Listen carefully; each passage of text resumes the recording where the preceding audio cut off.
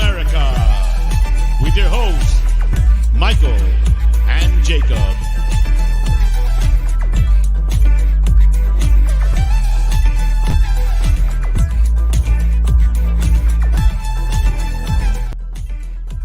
Oh, what did I do that for? Hello. I'm getting a bad habit here of botching these intros, but how are we doing? Welcome in. Happy Tuesday, the day after Christmas here in El Paso, Texas. I hope you are too blessed to be stressed as I am. I hope you had a great couple days without me. I know it was 2 days. 2 days too many in my opinion, but hey, we're back. We're live. Big up to yourself if you're here right now. Make sure you are hitting that like. Make sure you are hitting a subscribe. I was enjoying some of my Christmas stocking stuffers. Had some caramel corn, was eating that. And then my little... Ooh, these are my kryptonite. Little Haribo Gold Bears. But hey, you know we doing good. I hope you are too. Look at that. Camera's too good. Can't even focus in. We'll figure this out. Hang on. Oh, I know it works. Hang on. Got to get the face. This will work. Camera likes him. Come on now. What kind of intro is this? What kind of intro is this? It's a blurry one. God dang it. This one wasn't my fault, I swear. Now, the other part was definitely my fault. Let me see if I could do this, if it'll... Did I fix it? Nope, sure didn't. This damn camera. Hello. How about there? How about here? How about there? There you go. Follow it. You know what? I don't know what's going on with my camera, y'all. This is a horrible intro. We're done out here. This intro's moving like Manchester United's first half today. If you catch that match from Aston Villa. We're just shapes and colors, guys. We are just shapes and colors. I hate technology sometimes. But Merry Christmas, Happy Holidays, everyone, and Happy New Year. God, this camera. Let me give it a little... Is that better? No? God, I hate this thing, man. What are we doing here? I'm trying to run a show. There you go. Follow the face. Here we go. Hey, there we are. Golly. Golly. Don't ever buy your webcam off Amazon, fuckers. Ah, shit. We're 5 minutes. Less than 5 minutes. I already dropped the F-bomb. Oh, well, we move. We figured it out. How's everyone doing? Merry Christmas. There's a poll in the chat. If you didn't know, you probably already knew, but big up everyone. How are you doing today? I just wanted to ask a general question. Obviously, it is Boxing Day. There is a bunch of things going on, so to speak. But in the hustle and bustle, I think sometimes some people, feel festive. Some don't feel festive. But I hope you had a beautiful holiday. I hope you're having a great day today. And if not, look, we're about to close out the calendar year. And I hope you end it in the best way possible for you. But look, let me say what's up to the chat. That was a horrible intro. I mean, I've been making top 3 intro, like worst intros, and that's got to be up there. But Chewy is here. Chewy did make the show. Chewy, say hi. Half of my lights are unplugged. Oh my God. We're just falling apart here on the show. I knew my lights looked off. Hang on. There we go. I knew the lights looked off. I fixed them. Look, there's more light. Now you can see Chewy a little bit better. All right. See what happens? You take a couple days off of streaming, and then next thing you know, everything is all messed up. But big up Adrian Stroka. You get the first place prize today. In Spurs GCTV, you get the second place prize today. First place prize for the YouTube chat members. But the poll today is just a general question. How are you doing? 49% checking in right now says immaculate vibes as always. 25% says too blessed to be stressed, and that's 75% of y'all feeling the love right now. And 22% says I've been better, but we never stop. Look, life never stops, no matter how you're feeling, and I know that, my friend. And 3% says not great, but I could use some hugs. Hey, man, I know I'm not there physically, but I'll give you a virtual hug. I got you. Come here. Hopefully this don't throw off my damn camera, but it's worth it if we get a hug. So there you go. Big hug for you. Big hug for Chippy with the 50 euro dono. Big up, Chippy. Says, buy Chewy a few bones. You know, he ate sausage yesterday. He had egg yesterday. He was living good. He was feeling the festives. But big up, Chippy. See, there goes my camera. I give out one hug, and then my camera start acting funny. What's going on? See how it's all blurry? Man, I need to buy a new camera. That's what we got to do. I don't know why this camera don't like my face. It only likes this face. Can you... If I just put it on my face like this, will it stay focused? If I just keep it like this?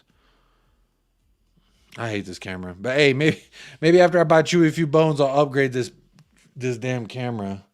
Because it don't like me today, man. This is awful. This is awful. Oh, it's really throwing me off. Sorry about that, y'all. Chippy, thank you so much as well for... This isn't even your first donation. You've given quite a few donations. Big up, Chippy. I appreciate that, my friend. I'm going to leave that up because that's a beautiful color super chat. You don't get many 50s, and when you do, you got to let them sink in just a little bit. So big up for that 50 bones. Appreciate that, my friend. Let me see who else is here in the chat. I see Cursor, Hypo Noise. How you doing? Big up Peter Aga as well. Says, good evening, Jacob. Happy Christmas. If we get 3 points against Brighton, we are up there. If we get 3 points against Brighton, hello, Aston Villa. How you doing? We may be able to jump them again in the table. Look, this camera business has got me all type of screwed up and messed up. And I ain't talking H-Town chopped and screwed now. I'm talking, this is just bugging me out. But what ain't bugging me out, oh my God, how long has he been there? Did he just join? What happened here? I've got a beautiful person in the back. Oh my God, I can't wait. What a delightful surprise. It may still be Christmas because I am being blessed right now. And you're about to be blessed. So let me bring on none other than just someone who you can't help but when you say his name, end it with a big old smile. And that is the one and only Akuva. Big up, buddy. How's it going, mate? How you doing? You feeling okay? That's my first question for you. I'm really hungover. I'm really badly hungover, I have to admit. I don't usually drink, but yesterday I thought, kids are at their mum's. I've got a lot of mulled wine and other things. So I enjoyed myself, but now I'm I wasn't going to come on, but I looked at the way you were blurring everything and I thought, that's my hangover stream. I started the whole show by being like, first of all, I was sharing my Twitter and it was big. You know how I do like when I'm solo, I have like small me and the big Twitter. And that didn't work out too well. That's how I started the show. And then the camera went out of focus because I showed the Haribo. But you know what? Kuva, I would have loved to see you toasted last night. But hey, sounds like you enjoyed the holidays. That was going to be my follow-up question. I'm a little bit worried because I was on Kate's show, just a girl who loves Spurs, and we're just doing the Christmas sort of festive thing. I'm a little bit worried because I can't actually remember any of the show whatsoever. It's usually a bad sign when you have a few drinks. So nobody's called me up and said, "Oh my God, what did you do?" So. That's well, the good news though, Kuva, is you can go find it, and it's out there on the internet right now, so you know how you acted at least. I think sometimes if you didn't do it on stream, hey, it's their word against yours. So, but on stream, right. Everyone gets a good piece. I can always unplug everything and pretend it didn't happen. Hey, big up Chippy with the second super chat, a hot pink and an orange. Feeling very nice today from Chippy. Says this one's for Kuva's mulled wine. Oh yeah, I don't actually know what mulled. Yeah. I don't know what mulled wine is. Red wine, bit of nutmeg, bit of cinnamon. It's just like gently spiced. It's like is it spiced already in the bottle, or you pour it and then you spice it?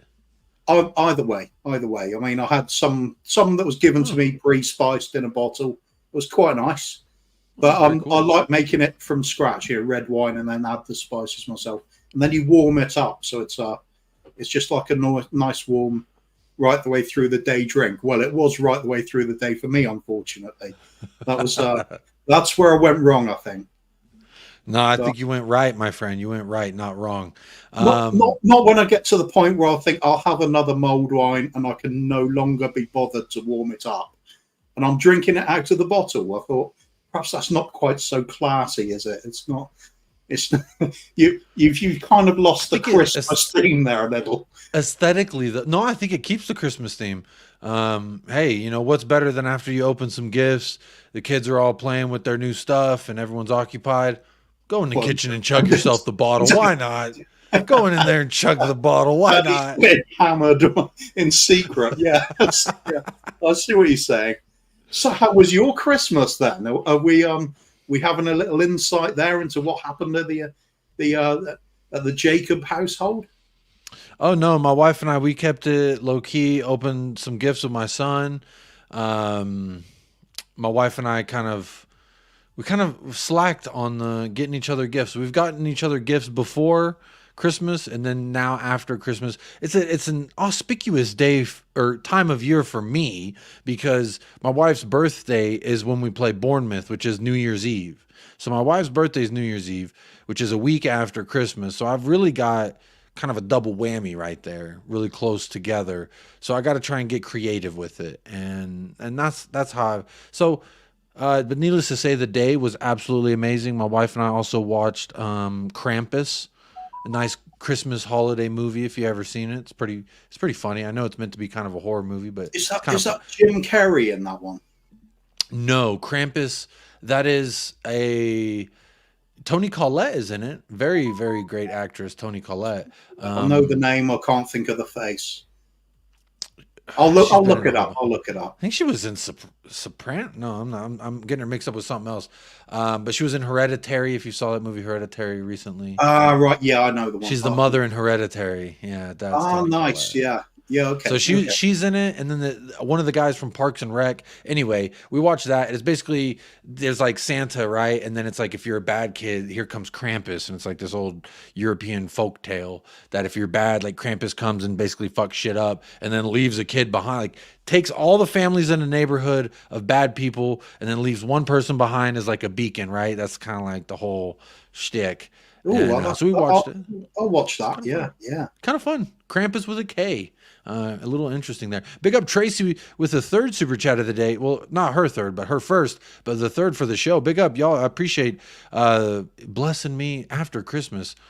Tracy says, big up Jacob and Kuva, the Christmas miracle at Old Trafford. Hope you both had an awesome Christmas. Did you get a chance to watch the comeback of maybe Ten Hag's tenure? The Ten Hag comeback of the 10. I'm trying to come up with I must admit, I've started following Leicester, how they're doing since they went down into the Championship. So I was watching that at first, but it sounded kind of fun. United 2-0 down to Villa. So I thought I'll tune in. Because it's either it's going to go one of two ways, isn't it? It's either the great comeback or the absolute annihilation and home fans going crazy. So I thought it's got to be entertainment one way or the other. And it was crazy. Certainly got no fear of Aston Villa challenging for anything this season based on that second half performance. But there's a bit of life in Man United yet by the looks of it. You know what? I like it. I'm glad because it just makes things more interesting. And I saw one of the questions come in before my technology really shit the bed on me, said, is a United win a good thing or a bad thing for us? And, I was kind of thinking, I was like, I don't really know. But United now are in sixth place with 31 points, effectively 5 points behind us still with that win. So, but what that does with Aston Villa, now we're 3 points behind Villa. Yeah. Now with a win, and if we win, I think our goal difference, they're at 15 and we're at 14. So if we win 2-0 versus Brighton, not saying that's my prediction, by the way, but if we do win 2-0 versus Brighton, by the end of the week, we're going to third. We're going to third. It's a psychological thing, isn't it? Because it's going to affect Villa as well. You don't shrug off these games where you're 2-0 up and then throw it away. That has some lasting damage, especially since Villa aren't all that good away from home anyway. So I think that might just put a bit of a dampener on the rest of their season. You never know. But United, I don't think they're suddenly a great team. What they did have was a great second half. I really like that Garnacho kid. I think he's always offering something for their team. That's the thing, is the first time I saw him, I was like, my first thought was like a little lightning bolt, spark of electricity. Like, this kid's got something in those boots. And then of course he had that world-class goal, that overhead kick, bicycle kick. I mean, far post. I mean, I don't know you ever hit another goal like that in your life, let alone the training ground. True. But there is something special about that little kid. And, you know, kind of seeing him in a different role today, you can see him really cutting in on he started at the right wing, I think it was. And so he liked to cut in on his left a lot and then set himself up on the right. Very creative little player there. But I did enjoy it. Was a fun game. 5 goals. How can you not enjoy it? And then, Kuva, I don't know how much you are on the Twitterverse, but there is this guy. There is a guy that his name is Sean Mills. He's an Australian singer of some kind. Basically, people said that he came out with a song, and so he has like this song where he's like singing. And when Højlund was like not scoring any goals, people would be like, here's his highlight reel from that said game. And it was like this guy, Sean Mills, singing a song about, I'm waiting for a miracle to come. And then eventually he found out that he was viral on football Twitter. So Kuva, this guy found out he's famous, and he was like, oh, okay, I look like this guy Højlund, right? So then he bought a Manchester United kit, and now he's on a training ground, and he's like, come on, Højlund, I believe in you, like the miracle goal is coming. And I was telling all my Manchester United fans, like Staffy, I was like, bro, Højlund's scoring today because of Sean Mills. That guy put him on, and Sean Mills will help him score. What do you know? Højlund opens his campaign, so it's kind of fun. Højlund still didn't look very good to me. It's really. I feel like it's a little bit of the system is letting him down as well. Like, I think there was a stat that I remember reading. He had only been pat from Bruno Fernandes, however you say his name. Look at that, hit a like button. Bruno Fernandes, Anthony and Rashford, they had all combined passed it to him like 11 times in like 600 minutes of foot. That is absurd. That Richarlison get more service than that. Makes it sounds like they're the problem, but I was watching him quite closely today, and when he makes a run into the box, he does not find space.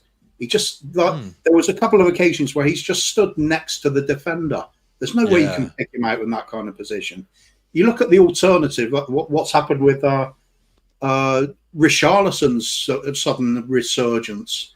He's actually finding ways to step back, find that yard of space off the defender, make the run early to the near post, get some room. He's putting the ball away because he's in the right place and it arrives. With Højlund, you're seeing the opposite. He marks himself out of the game. I think he's a very long way off being a good player. Oh, interesting. Just a observation, I think. I mean, to make the jump on the other hand, he's got a bundle of everything. To make the jump, Kuva, from Copenhagen to Manchester United, 70 million. All eyes on you. This is the club where the goalkeeper drops his keys in the parking lot, and that makes headlines. Goalkeeper can't even handle his own keys. How can he handle the pressure? And it's like, I feel a little bit bad for the kid. He's a young kid, but that is quite a jump, right? From Copenhagen. That's what's going for him, isn't it? He's just 20, I think he is. So they might get a bit of striking. They're going to be coaching him, haven't they? I mean, can't just think he just turns up and he's told to just do whatever you want. They're going to work on him finding positions, taking up better, making better runs to receive the ball. It's got to kick in at some point, but I mean, he went 1,000 minutes without scoring. He's going to be low on confidence. Perhaps they'll discover a player in time, but right now, I'm far from convinced. That's right. It was Atalanta. His brother's at Copenhagen. He was at Atalanta, but before he was at Copenhagen, I think it was. But yeah, very, very astute correction there. Thank you, Daniel E. He was playing in Italy before he went to Man United. Yeah. So not as big of a jump. Maybe he should be contributing more. I don't know. It's a little interesting. I just remember hearing that stat and I was like, I don't watch every United game like like a tactician, like Pep Guardiola would watch, like, oh, what are they doing here?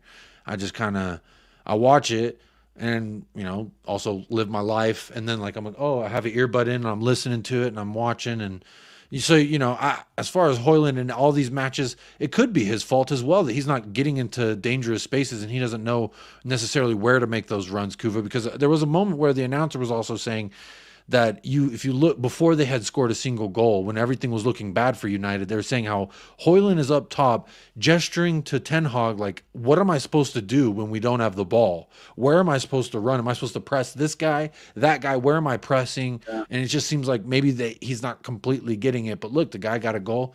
Maybe that will help pad things over for him. But yeah, and end of the day, striker getting a goal has to be a positive, doesn't it? Yeah.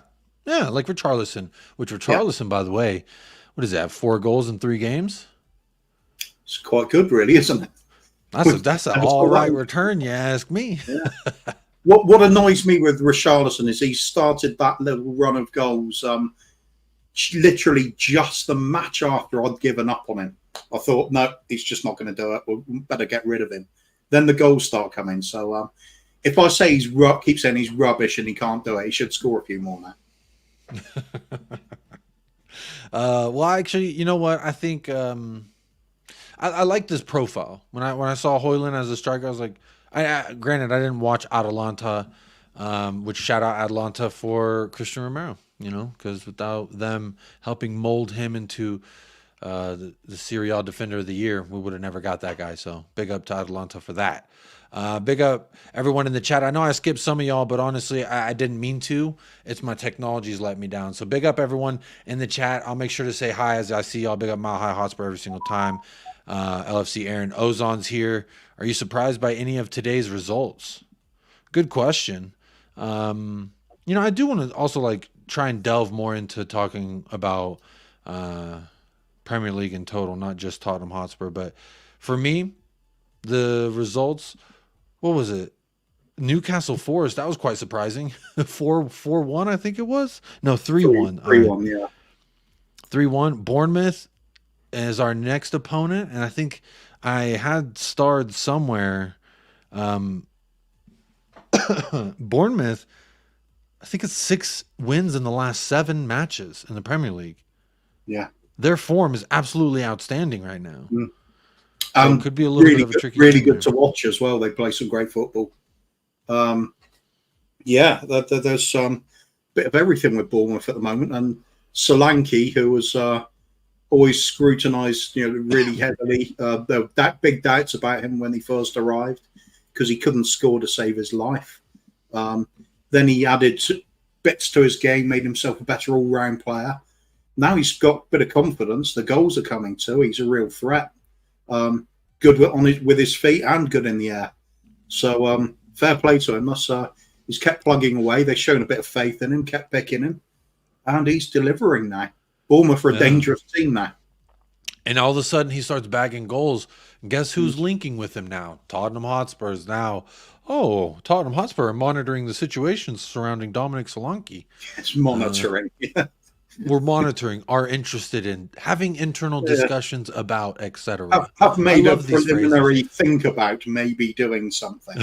You know, January is around the corner when they're using this kind of this verbiage, right? They're like, we are highly monitoring the situation and considering all options, exploring the outcomes of such thought processes surrounding this player's agent. And it's like, bro, just say we are or we aren't. Bit of honesty from some of these tipsters and pundits sometimes. Just go, Tottenham haven't said jack, so I'm just going to throw a few names out there. That would be all right. I could respect that. Yeah. Big up Chippy says he won 500 quid on Bournemouth. Wow. Very nice bet. And hey, maybe that's why you came in here and you blessed me as well. So big up Bournemouth, leading to blessings all around. Blessings in disguise. Big up Chippy. Appreciate your generosity as well. Yeah, nice one. Sharing the luck. Oh, here we go. Another one. Chippy. Hey, Chippy's chipping in to the donation. Says, for Mia, more mulled wine and Solpadine. What is Solpadine? Didn't they make the Terminator? I guess I'm going to have to Google it. He did super chat, so I'm going to have to giggle. What is this? Solpadeine. It's got to be a painkiller. Ends in "ine." It's a pain relief tablet and painkiller. Yep, you were right. Big up Anything Chippy, that ends in third. "ine" or "een," it's a painkiller. Red ween, white ween. No, sorry. See, Kuva, you were like, I'm too hungover. I don't know if I can make it. And look at you. You're still witty. You still got it, man. Getting back into my zone. The paracetamol's kicking in a little bit now. The headache's going. By the way, nice. your intro nearly killed me. I was lying on my side in bed. I thought, I'll watch Jacob. So I'm too ill to come on. I can't do it. But then, bam, bam, bam. Oh, Jesus Christ. That forced me to get up, turn the volume down, and go and get the paracetamol. You know what? 10 minutes later, I'm on stream. So you know what? They say sometimes you can make mistakes and fumble yourself into a good situation. Because think about it. If I had nailed the intro, it had been one of my top 5 best intros and everything. But you've been like, I think Jacob's okay without me. I'll just relax and let him do his show. But I had such a bad performance in the beginning of the half. You changed the tactics and you switched it around. Look, we're having a hell of a show. So I appreciate that. You've pulled the team together through incompetence and cruelty. I love to see it. Big up Chippy for his third super chat today. I will big up all the super chatters, but it's just the 2 of you. So big up Chippy 3 times. 3 times is nice. There are over 100 of you all over all 3 platforms. So make sure you are hitting a like and subscribe wherever you are. Last time I looked, there was like 15 likes on the video and 90 people. Now we have over 100 and we have 46 likes. So I want to move like Richarlison's form. Let's move like Bournemouth's form lately. Let's get those likes up. But you don't have to if you don't want to. I know it could be a lot of pressure, especially if you have a bad headache. Speaking of headaches, Kuva, I had a really bad headache Christmas morning. I woke up and it was one of those I had eaten too much sugar the night before. Do you ever do that when you eat too much bad stuff before you go to bed? And then I wake up with a headache and sometimes I get really nauseous from it. And I was struggling yesterday morning. I'm not going to lie. Yeah, I'm diabetic, so I definitely have bad nights if I have too much sugar. I don't get it as bad as some like type 1 diabetes, but type 2 is pretty bad. You've got to watch your diet a lot more. So I think mulled wine yesterday was not a good move. But, you got to roll the dice sometimes. Yeah, I know what you mean, though. Sometimes you can just... You get a false hangover from just eating bad crap all day. It's like, yeah, I don't even drink, and I had a really bad hangover Christmas morning, so it's pretty bad. Too much sugar is never a good thing. But in the moment, it is. In the moment, it feels so good. But you're right. When you're about 6 years old or something, yeah. Not to show it again because it did fuck up my camera last time I showed it. But I was munching on these Haribo gummy bears. I don't know if you ever had these. Yeah, okay. I'll forgive you.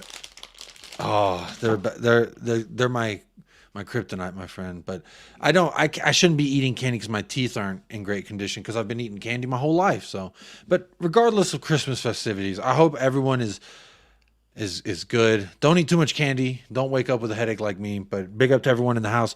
Obviously, there are some things that I do want to pull up and talk about as per usual, y'all. So let's go through it. Let me pull up the right tab if I have this.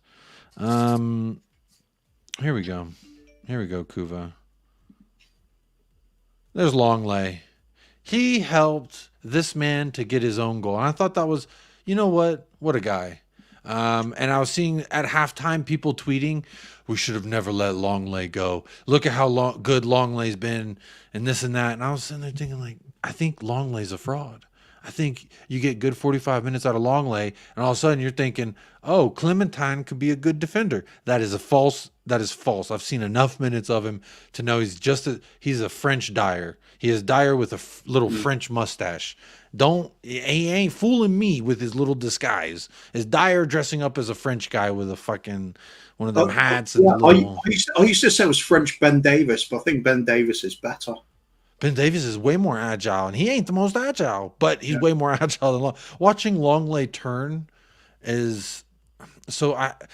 Little anecdote, Kuva. Watching Longley turn reminds me of how I navigate through the hallways of my apartment with my son's table every morning, because I set him up in the room and then in the living room, and so I'm moving this table in the way. I turn real slow because I'm not trying to repaint these walls. You know, hey, I ain't trying to repaint these walls when I leave. But look, Longley to me, I thought it was funny. I saw his face on the timeline. Thought I would start and bring up the fact. Do you think we missed an opportunity there by not retaining the services of this French baguette eater? Nah, let's face it, he would have just been filling in when people are injured, wouldn't they? So why pay up huge wages for that? No, I didn't see anything in him worth keeping. We should be doing a lot better. Look at who we did go and sign. We signed Mickey van der Ven. I mean, that's the kind of player we want to be getting. Long Absolutely spot on. Long gone.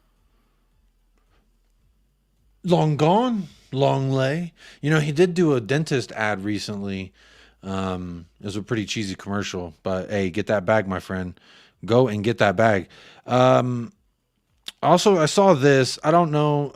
I didn't put his name in the title because I don't want to just like keep going on and on about it. But according to Ben Jacobs, our new center back is a clear priority for Spurs in January, but that Mr. Jean-Claire Todibo may not be moving in January.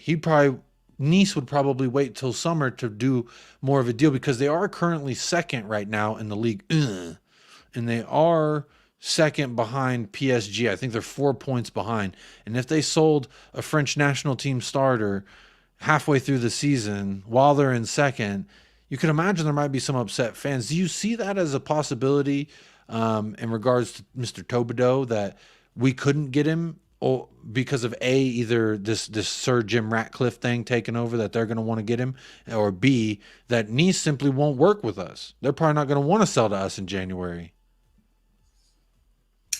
I have no idea. It's pure speculation, isn't it? Gut feeling is a little bit of both, maybe. Okay. I will say that, you know, a few years back, I used to be really up to date. Can't even think. Alcohol, stop it, go away. You've had your day. A few years ago, I used to be up to speed on European football. I'll be watching different leagues. I'd know the players really well. Nowadays, I've kind of not stopped doing it. I don't really know much about this bloke. I've heard the name mentioned. I've seen a couple of videos, but, you know, you can get a highlight reel of anybody. Even Eric Dyer can have a highlight reel. Only 2 seconds, but, I mean, it's still a highlight, isn't it?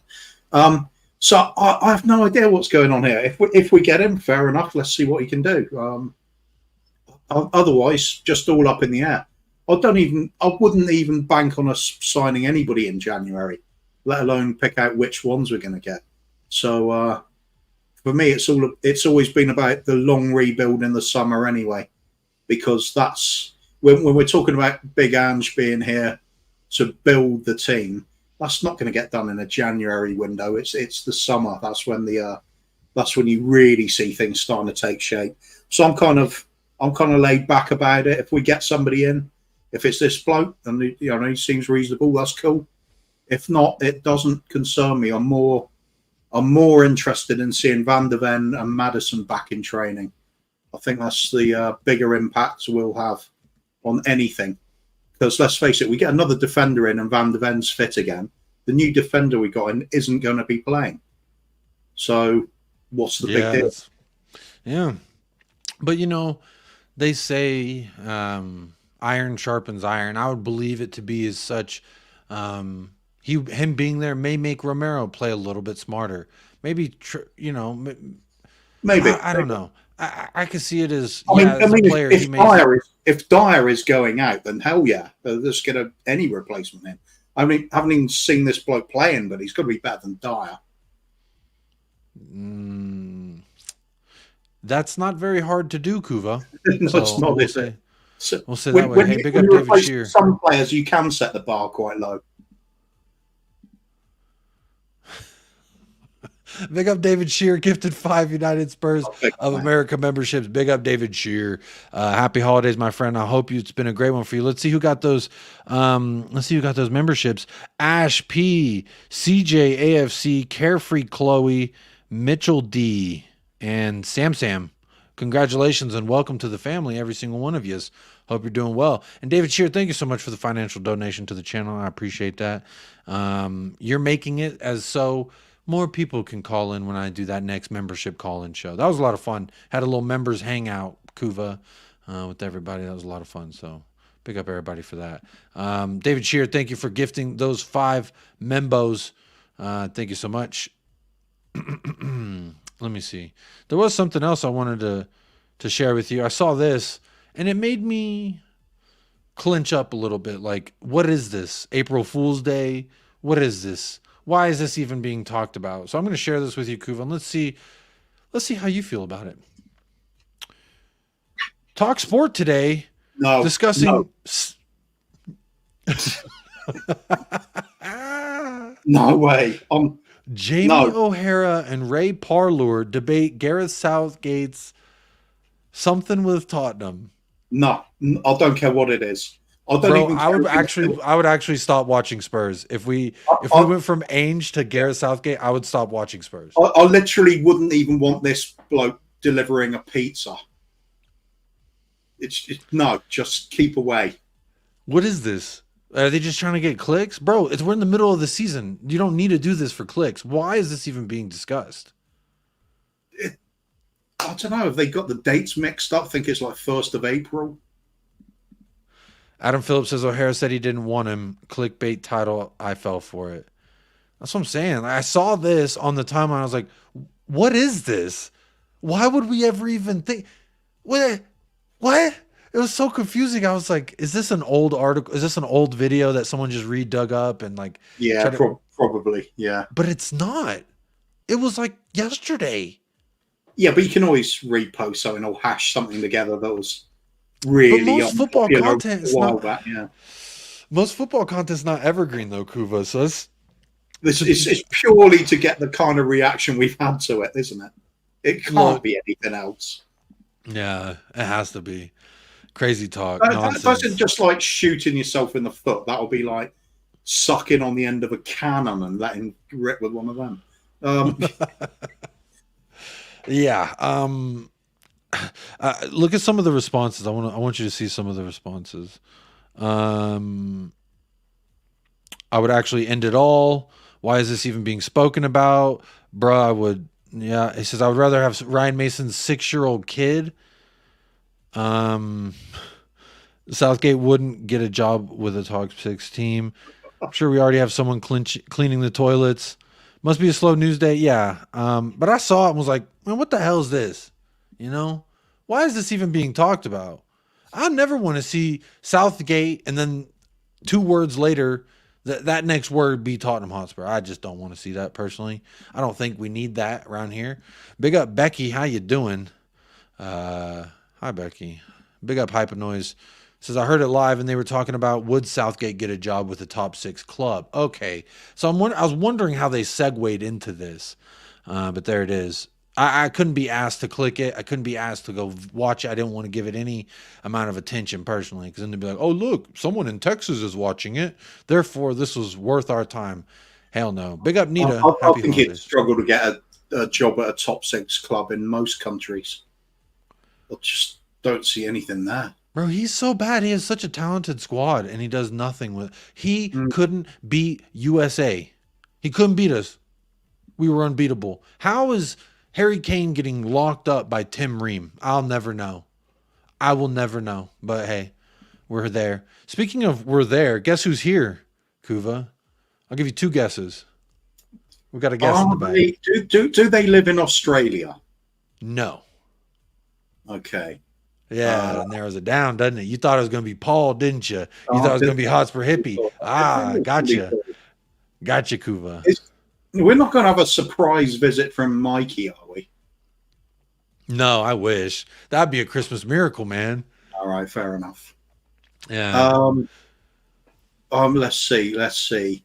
Are you going to go really left field and it's going to be like a TJ or someone like that?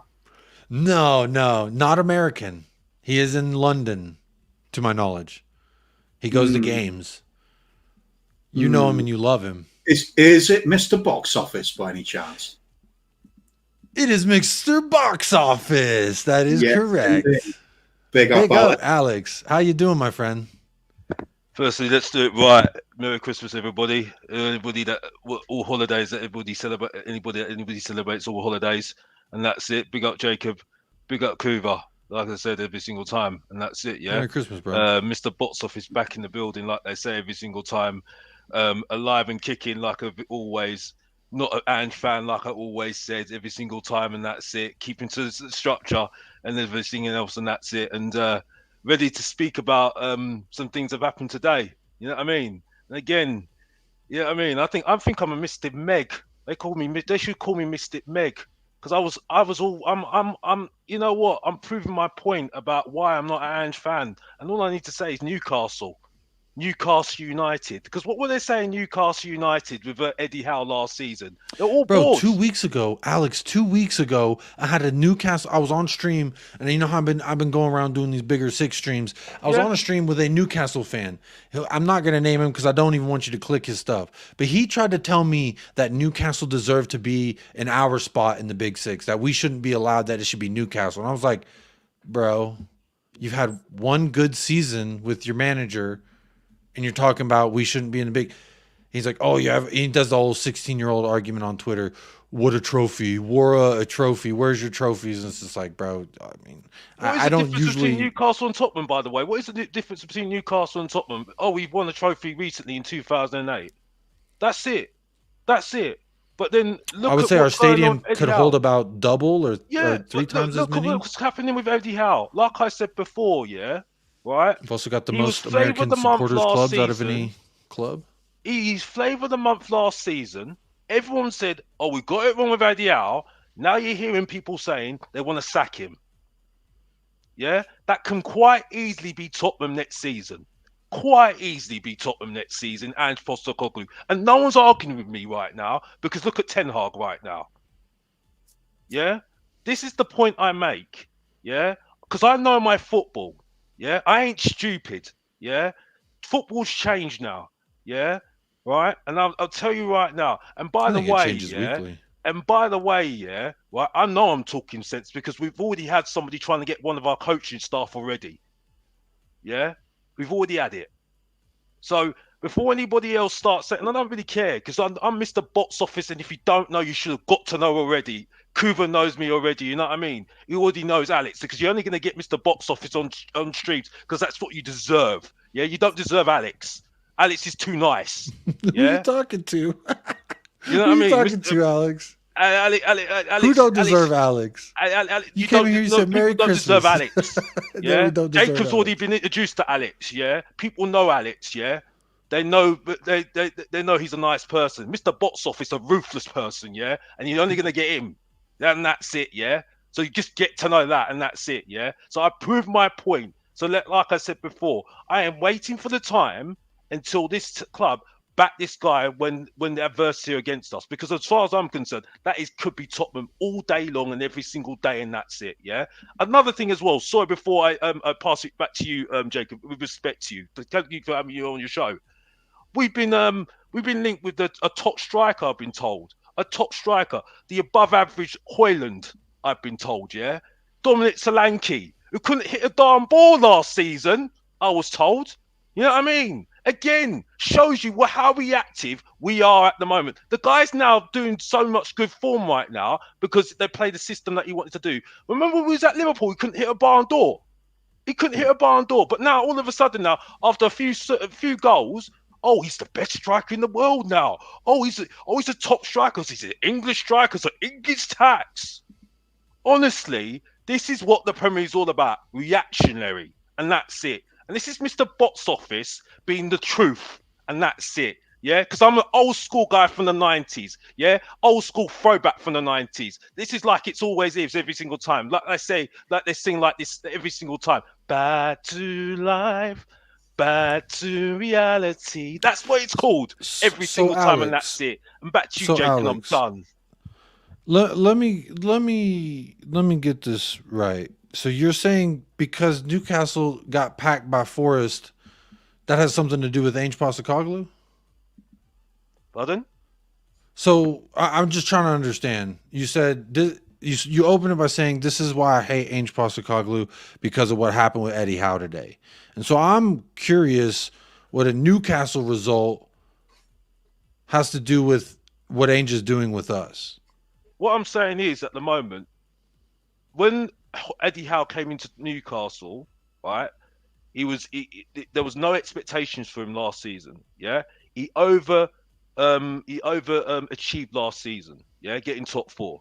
Right now, the expectations are now up now. Yeah, even though I've heard from Steve and he said, you know what, Steve, Transport Steve, he said, I said 6th this season because I'm not too sure. Right, but now expectations are up now. Right, okay. Now you've got to do better than last season. Now they're suffering at the moment. Yeah, okay. Now that you're looking at Newcastle now, they're suffering from form now, and you're hearing now noises of people wanting Howe out. They say they can't get into the next level. Yeah, I saw Apollo Keefe tweeted about it. He said something, Eddie Howe's lucky the manager pool is very limited. And I thought that was strange. I thought that's kind of weird. This guy's gotten them to a point in which, when was the last time they had Champions League football? Because before Eddie Howe got there, they were scraping the bottom, just trying to survive.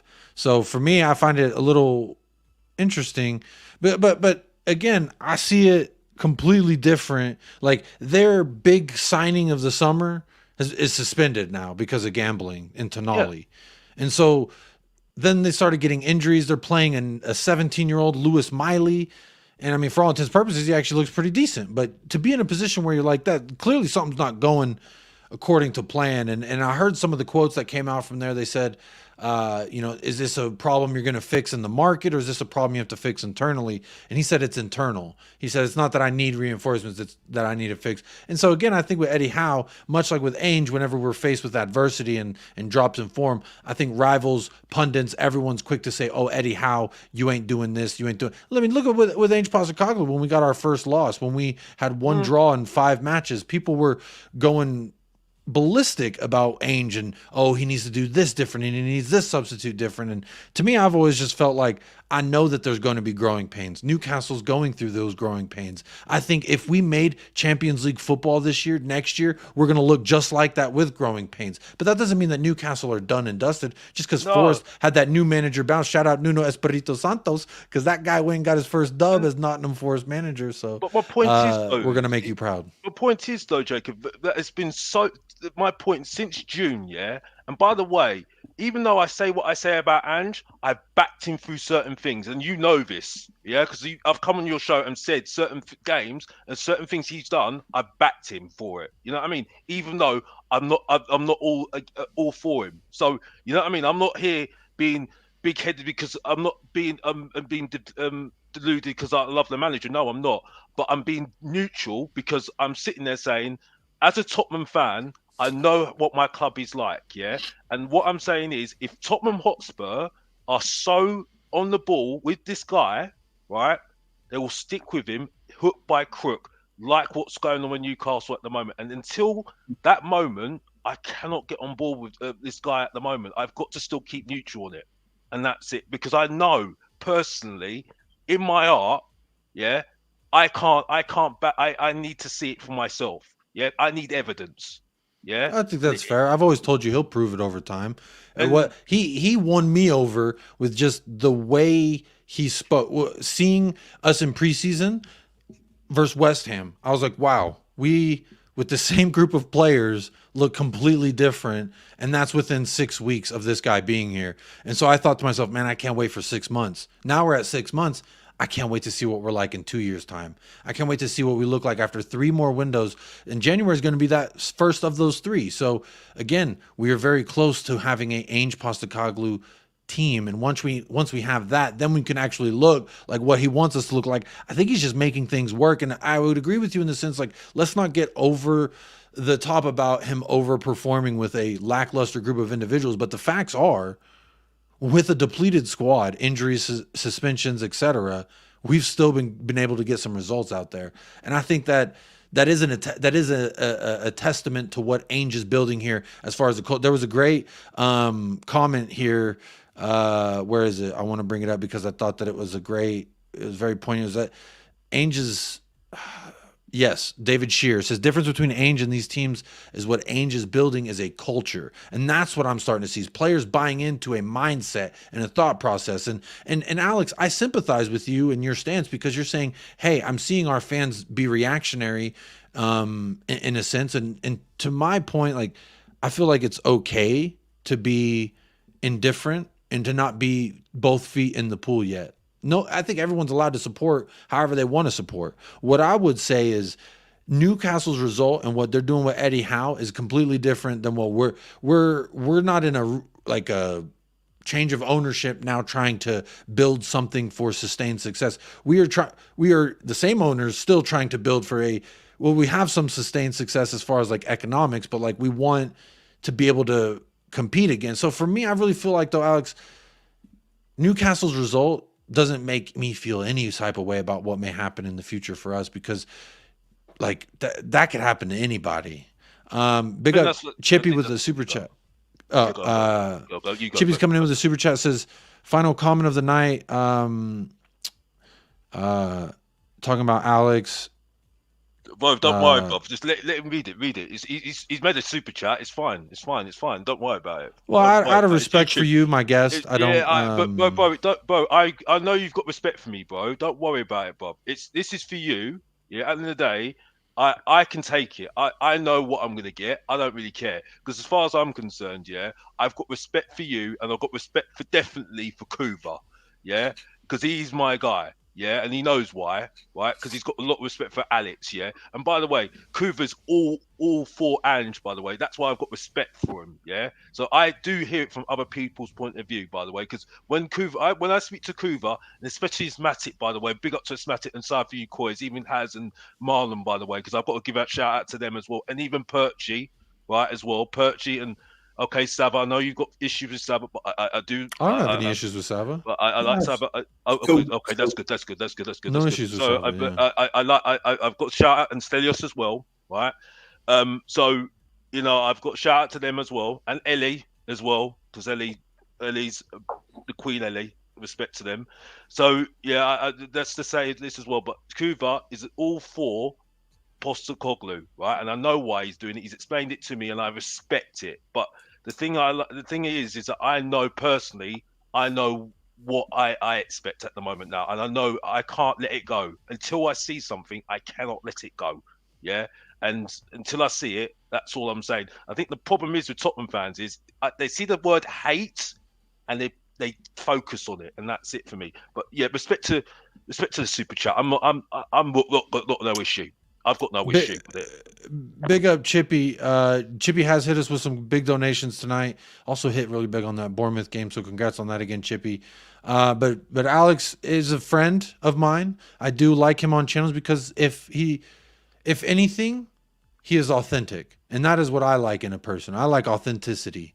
So Alex, Mr. Box Office, whatever version you may get, it is an authentic version. So for me, that's just how I feel about it. I apologize to those of you in the chat that may or may not have liked it, but again, he provides a counterpoint and a thought process to which I do not hold or think of. So for me, in all situations, I like to accept all opinions because at the end of the day, I'm still going to make my own opinion. Ain't that right? You can't tell Alex, if I told Alex, you need to love Postecoglou, he's not going to wake up tomorrow and love Postecoglou. He's going to feel. I'll even more hate him if someone told me. You already know. I'm the same way. Some idiot said what they said on your show, which was the reason why I didn't go mad at him and went Mr. Bots off for him because I have respect for you. That's the reason why I didn't do it. Yeah, because he said some very horrible things, and you know who I'm talking about. Yeah. He said something out of order, right?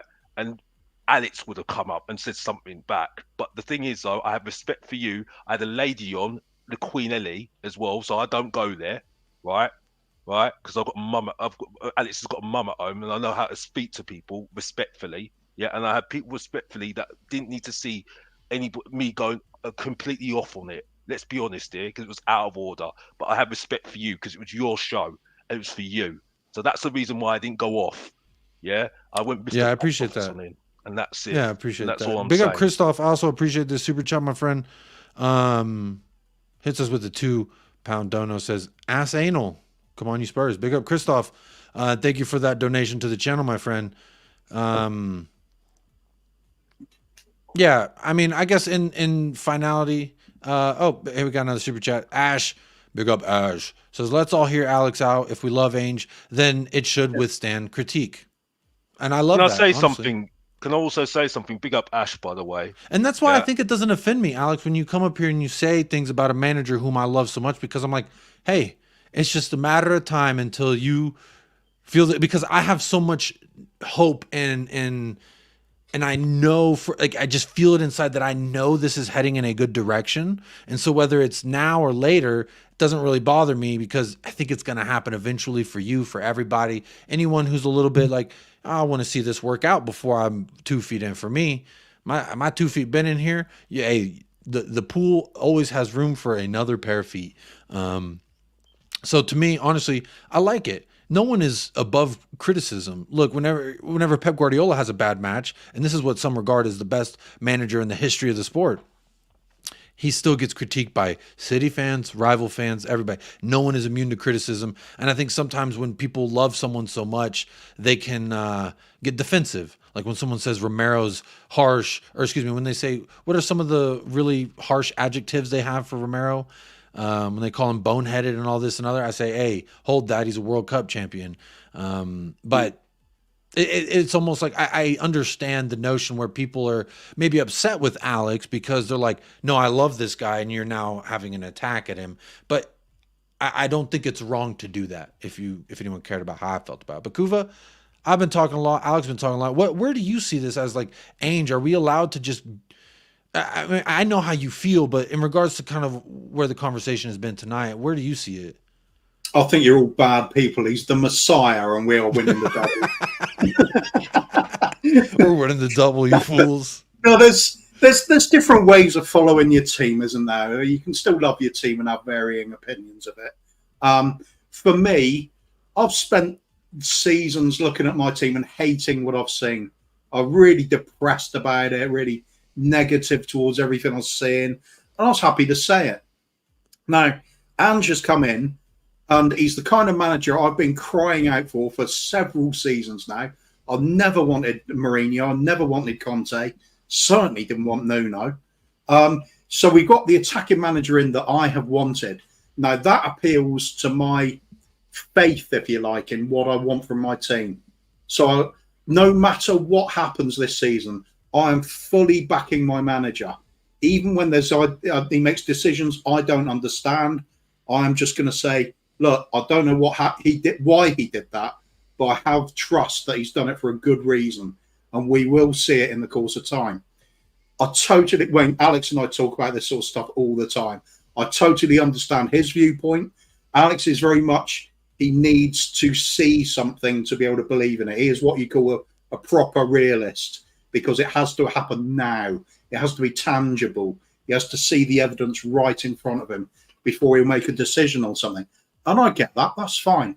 Well, he's taken the stance, the anti-Ange stance, I think, just because of other people's attitude to him doing that. The more my mom told me to learn Spanish in high school. The more they double down. Yeah. So for me, it's I'm going into this fanatical fan kind of approach. The supporter, everything's rosy. I've just got my rose-tinted goggles on all season, no matter what. And I'm just going to roll with it because I know what I'm doing and I'm enjoying it. And I'm looking into the future, same as you, Jacob. But I will never, I'll never go in on Alex about his views, because I totally understand where he's coming from as well. And I also understand people that are being negative and saying, we've seen all this before, this is going to go badly. I get all of that. I absolutely get all of that. And we've had 20 years of evidence of that. So no problem with anybody's opinion. All I'm going to say is go with what you feel and go with what makes you happy at the time. At the end of the day, we all want the same thing. So I think there's a lot of wiggle room we have. And we're picking enemies in the wrong places. I really don't like it when we're arguing amongst our own fan base, when you've got the likes of the Gooners and the Chavs down the road and enemy teams to go tribal on. That's what it should be for me. So I am going to be the stereotypical fanatical fan that will cheer no matter what. And if we get a consolation goal because we're 6-0 down, I'm going to cheer that anyway, just because the goal made me happy. That's there you it. go.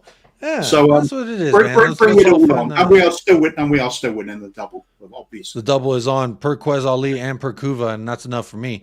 Todd Spurs, big up Todd Spurs says, big up Jacob and all. I get what Alex is saying about how, but I'm hoping that Ainge's experience at winning things and the mentality he brings will shine through. But of course, as Alex says, time will tell. And I do love that. I have a question starred. A few people have asked it, so I'm going to ask it to you, Alex. Football and boxing. I believe there was another person in the chat that was asking, can you please ask Alex what he wants from Tottenham? Like, and I think I see it again as well. This season. I'm just intrigued to hear what Alex wants. Well, Sure, mate. Do both. This season, I say just play good football this season. I've got no expectations this season. I said 8th. I still think 8th. I think by a good start at the moment, because the league's bang average at the moment, I think we can get 6th. I think we'll fall to 6th. I think, even though I'm saying what I'm saying at the moment, I think because the league is so bang average, there is a title charge at the moment. Which I can't believe I'm saying this at the moment. I've said it on my channel, Mr. Box Office TV as well, by the way. Yeah, we are on a title charge at the moment because the reason is because at the moment we are 6 points away from the top. When, let's be honest here, yes, we play great football, but we have not played that. We should be nowhere near, but the teams are not consistent enough, and it will come down to this later part of the season. Whoever can put together a winning run of 10 games will win the league. Now, for me, that is Man City, right? But it's all to play for, right? It's all to play for. Yeah, I don't want to. For me, it'd be great to see Tottenham win the league, but I don't think it's good for Tottenham long term. No, I'd rather have a steady growth, because if we get Champions League or do the best and win the league, if we win the league, I'm shirtless. Yeah. I hear what you're saying. Now, you know what? I would lap that up all day. But my point is, at the end of the day, I think winning the league from where we were last season, I think would be too much for us right now. Because how can you get better next season? How can you do better? And the problem with Tottenham is they do something first season, they achieve something, and then they can't do something better because the expectations are too high for them. And that's the problem I have with Tottenham at the moment. They don't graduate, and I think that's where Postecoglou has seen this, because he gets annoyed behind the scenes with certain people because he can see behind the scenes. Again, I'm defending Postecoglou when I don't even like him again, but he can see that there is not a winning mentality with this team, and that's why I reckon this guy is not going to be here for more than 2 years, because as soon as a top team comes for him, he's going to be off, I think.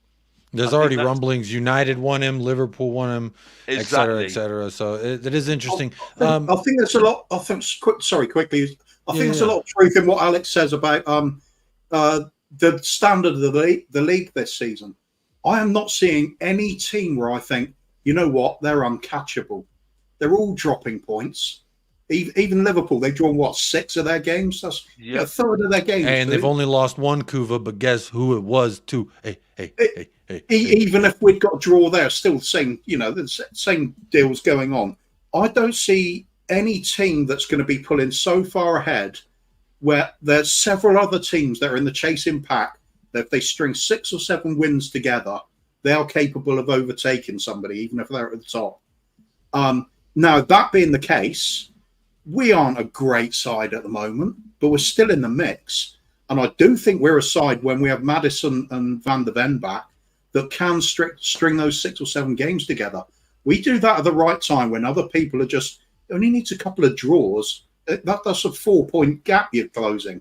It's easily done. If you just keep getting string those wins together, time will run out. We are in the mix at the moment. Anybody that's up there with those within those sort of points range, and there's quite a few teams going for it. they're not out of it. I mean, of course, we're going to be unlikely. We're not exactly favourites, are we? We're the underdogs. No. But the only one you'd really say from history is likely to pull off those sort of unassailable streaks that have seen them to league titles. It's Liverpool and Man City. But this season, both of them don't look like doing that. Not back-to-back wins. Liverpool are unbeaten in a lot of games, but there's a lot of draws in there as well. Things are not firing perfectly for any team. Yeah, so it could be just one of these mad seasons where something does happen. Let's go get it. Hey, if it's one of them Leicester-type seasons, let's go get it. Why the hell not? But big up David Shear with this super chat. Got another super chat after this one to get to. Y'all are absolutely blessing the stream today with the donation, so I do appreciate y'all doing that. Do make sure you are hitting a like. I refreshed like 5-10 minutes ago. I saw 14 likes away from 100. There's been over 130, 140 of y'all for the past 20 minutes or so. So Shirley, but don't call me Shirley. We can get those likes up over 100 on the stream. But David Shear says, us Aussies have grown up supporting Spurs, but we know Ainge, a class vet coach of our beloved Socceroos, took them to the Asian Cup and multiple World Cups. I've been called a clown before. So David Shear here saying, I don't care, they call me a clown again. Ainge Postecoglou can't take us to the promised land. You know what? I've been called a clown. I get made fun of for celebrating when we sign our players. By some of the biggest content creators out there. Shout out Lee Gunner. Destiny Adoji. Oh, yes. Oh, Destiny Adoji Day. Hey. Idiots, man. See, I get made fun of. Who cares? There was a Kuva and Paul, the Hotspur hippie. They were both like, bro, who cares? When I was like, yeah, you know, if I go out there and I say this and I'm wrong, like blah, blah, blah. Like, but what does it matter? What does it really matter? Like, if some gooner's like, Destiny, you doggy day, guess what? I got a clip out of it. So what it matters is that's hilarious content. So for me, I'm always just going to speak how I feel. And sometimes I think as a content creator, you leave yourself open for jokes and criticisms and such. But hey, David Shear, I embodied the same feelings there. And what are we doing? We're a bunch of fans talking to other fans on YouTube. I mean, what's the worst that happens? My opinion could be wrong. I'll look out the window the next day. I'm pretty sure the sky won't be falling down. I'll be okay. Yeah. You know, that's the great part is even if I'm wrong and I'm over the moon and over the top about Tottenham and I get clipped and made fun of, et cetera, at night, I still lay down with my beautiful wife. And in the morning, I wake up and I still am there with my beautiful wife. So as long as I keep those blessings in life, what someone says on the internet, no matter how many subscribers, really doesn't bother me. So that's just how I operate. But big up David Shear. Appreciate the super chat and the gifting. Adrian Chia with a super chat here says, Newcastle, a crystal ball to show second season, not so easy, which is embodying what Alex is saying. He's a little bit worried when it comes to next season and our success long term, because just look at what's going on with Newcastle there. I like that, Adrian. I think big up Adrian. Newcastle are an interesting case study, if you like, at the moment, because we were all expecting when they got their new owners in, we were all thinking, oh, they're going to do a Man City, go out there and splurge like, 500 million on players. And they didn't do that. And we all respected that. We were all saying, no, that they're doing it a really sensible way. I'll quite follow that. But now we're seeing the drawback of actually doing that method and not getting in a massive squad of superstars. Because now when they are missing some of those key players, and for me, the two big ones they're missing at the moment are definitely Nick Pope and Sven Botman. They are not the same team without that. Dan Burn got turned around by Chris Wood. Yeah. So I heard from some fans, Tottenham Hotspur fans, that Dan Burn, they'd rather Dan Burn in the squad than Christian Romero. But I ain't seen Christian Romero get turned around like that, like he was some big 7-foot tall ballerina. I ain't seen Romero do that personally. But I was told this summer that Dan Burn's a better defender. So effectively they can hold them. Dyer, that's for sure. Yeah. Well, that's for damn sure. But they said Romero specifically. I don't forget shit like that. I hear it. I just mentally, when it's like I was saying about Ainge, when you talk about Ainge, I feel the need to defend him. They're not immune to criticism. But when someone says Dan Burn's a better defender than Christian Romero, the first image I think of is when Kuti's kissing that World Cup trophy. Shout out Dan Burn. How many caps do you have for your national team? And then secondly, I think of all the just great defending that Romero does do. And then I instantly think of today, your eyes can deceive you for 6 to 12 matches and make you think something is a certain way, and then guess what? It just actually isn't that way. But big up Adrian Che, appreciate that super chat. Christoph Kavalitz with another super chat says he wants to win, but not with the winners. Come on, you Spurs. What does he mean by that? I think this means Ange Postecoglou's not trying to buy the big name players. I mean, there's this guy Roony Bahuchkuch, or it's in the name, Roony Bardghji, Bardghji, what, Roony. So this guy Roony. I particularly like the way you're saying it because he's Swedish, isn't he?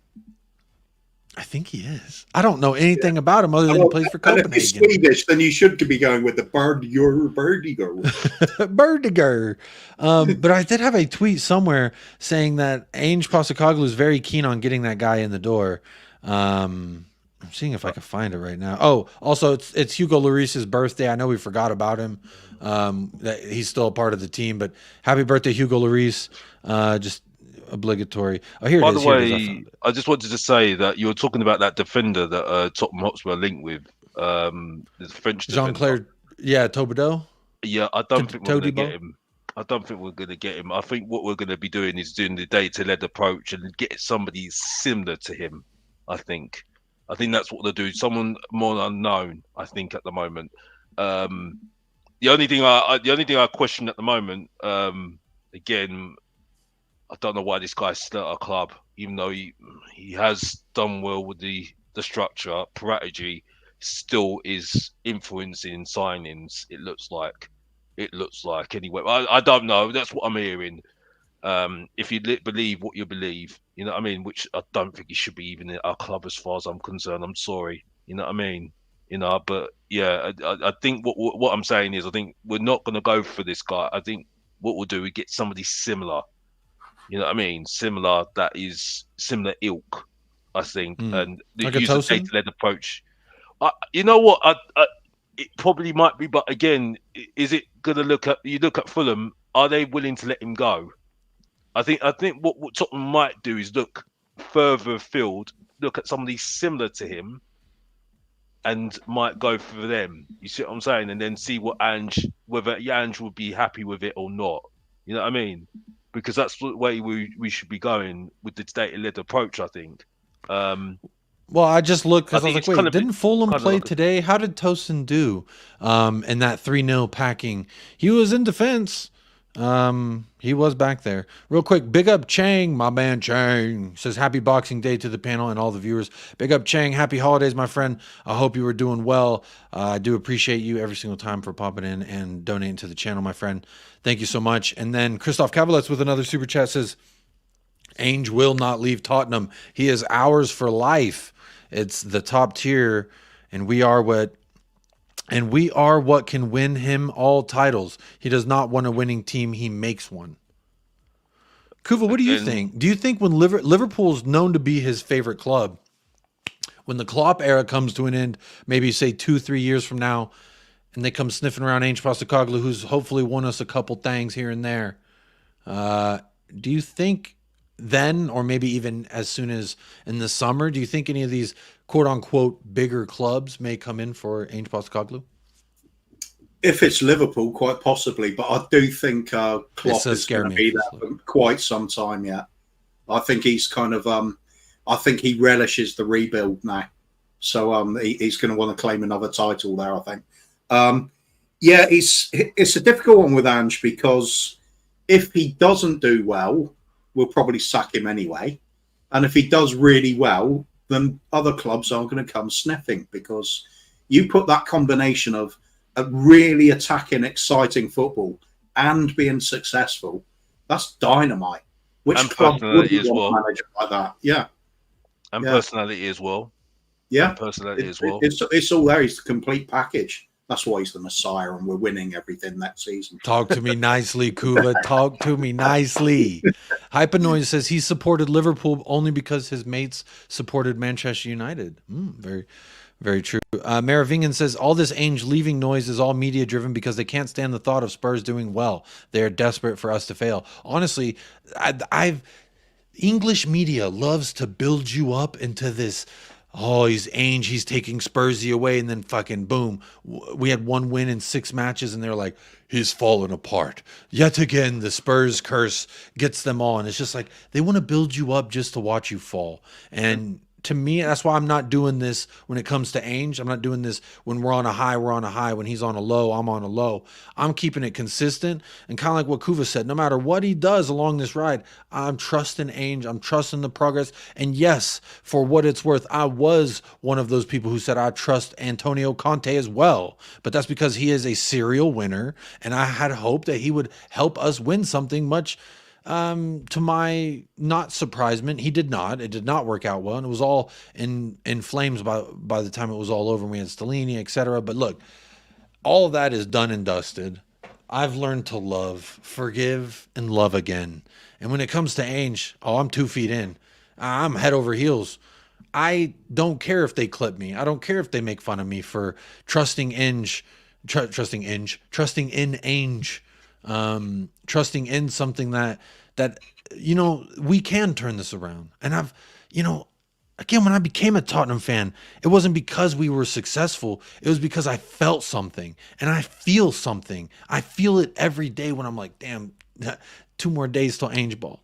1 more day till Ainge, 24 hours till I get to see Ainge, Postecoglou, and Son and Romero and see what we can do. And it's that keeps me going. And if I gave all that away because of whatever, I think, you know, it just wouldn't be as much fun. But big up Christoph for this super chat. I hope he never leaves, and I hope you're right that he does stay for life. But I see Kuva's point of view. Damned if you do, damned if you don't. You don't do well here, we're gonna sack you. You do so well that we don't want to sack you. We want you forever. That's my issue. Someone else will come snooping in for him. That's my issue. That's the problem I have with it. Tottenham Hotspur make statements when it's early, when we get a manager in, it's all rosy. But the problem I have with Tottenham is, like I said, with Arteta of Arsenal stuck with Arteta when they were 8th, and 5th. Look at them now. You know what I mean? And this is what I'm saying about Tottenham. He's fraudulent, but I'm biased. But the point I'm making is they stuck with their manager when he went through a bad spell. You know, if that was Chelsea, what I hope we do. Boom, that's what I hope we do. Out the door, and they get another manager in. They're already saying Poch out. Yeah, it's funny. That's the point I'm making. Hey, big up Poch, working it from the inside. If Tottenham Hotspur are going to back this guy, you say, we'll stick with Ange. We are sticking with Ange. You put the statement out there, and you say, we're going to stick with Ange, hook by crook. What you do when you say that, you shut me up. You shut me up. Yeah, you shut the doubters up. Because at the moment, I'm sitting there saying, okay, we're waiting for that day. We're waiting. We're waiting until the fans say Ange out. We're waiting for and I actually want it to happen, because then it says to the board, okay, what are you going to do, board? Are you really now on the Ange train then? Are you really on the Ange train then? Right? Because if you do what you're going to do, what we're hearing with Newcastle at the moment, right, and get rid of Eddie Howe and do what many teams do, boards do now, you said, well, you didn't believe in the first place, didn't you? Then, so how can we believe? You know what I mean? Nothing against Ange. It's not his fault. This is not Ange's fault. This is 20 years of what we've seen before. You know what I mean? Because, like I said. I was on board with Martin Yole. I loved that Martin Yole, but they done what they did with him. I was definitely on board with Harry Redknapp. I loved him. Look what happened there. And the worst one was Pochettino. And I didn't even like Pochettino when he came in. I said, what is this guy? This guy got beaten by Sherwood. Tim Sherwood's useless. But he persuaded me. He convinced me. Yeah? And then they got in Mourinho. That just shut it down straight away for me. And I said, when Mourinho came in, I said, that was the biggest mistake Tottenham Hotspur made. And look who was correct. And I said on Chris Townend's show, and it's there in black and white, because it's there in the video. Oh, you were on Chris Because I had a video show, with him. I said it was the biggest mistake Tottenham Hotspur made. Yeah? That made Mr. Box, that got Mr. Alex on YouTube, the first YouTube video, Tottenham from Alex, and that's it. Yeah. Well, so I know Adrian what I'm talking about. Big up Adrian Chia says, I bet Celtic fans thought Ainge was theirs forever also. I would think that deep down somewhere they knew they were having. I mean, he won a treble with them. He was doing all these great things with them. I think deep down they all knew some big boy was going to come sniffing in. And to a degree, I feel that same pressure, but we haven't won our treble yet. So let's win us a treble. Let's win us a few fancy pants things, and then we'll start looking at that. Because honestly, I do have a little bit of a scar when it comes to Real Madrid.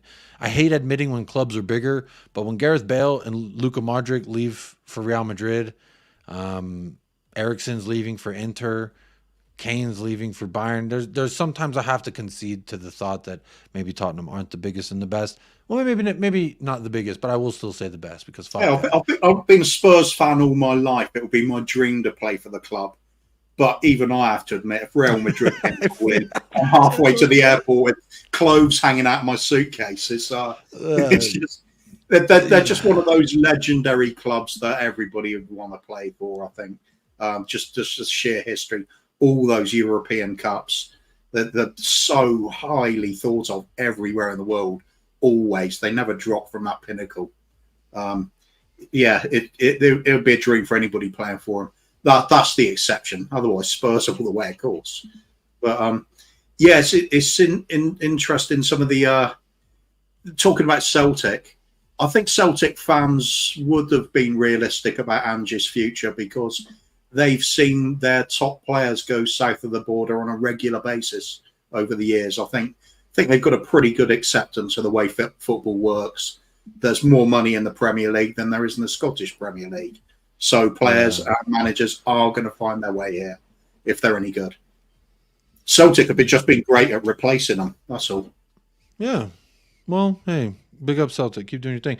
Big up Christoph Kavalets with another super chat tonight. Says he loves underdogs and he will not leave for anyone high in the league. He wants to make winners. He will never leave for Real Madrid. He wants to beat them with us. You know, Christoph, I hope you are right. And if I had to choose, I'm going to say you're right because I would like to manifest that as well.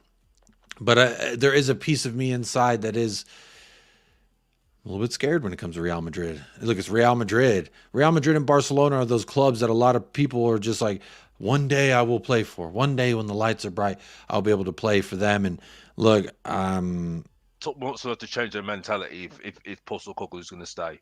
As simple as that. Yeah, because I want to throw a hypothetical. Go on. Say we win, okay, not in any amount of time specifically, but within his tenure before Real Madrid come knocking. They say, Ainge, we want you to leave Tottenham.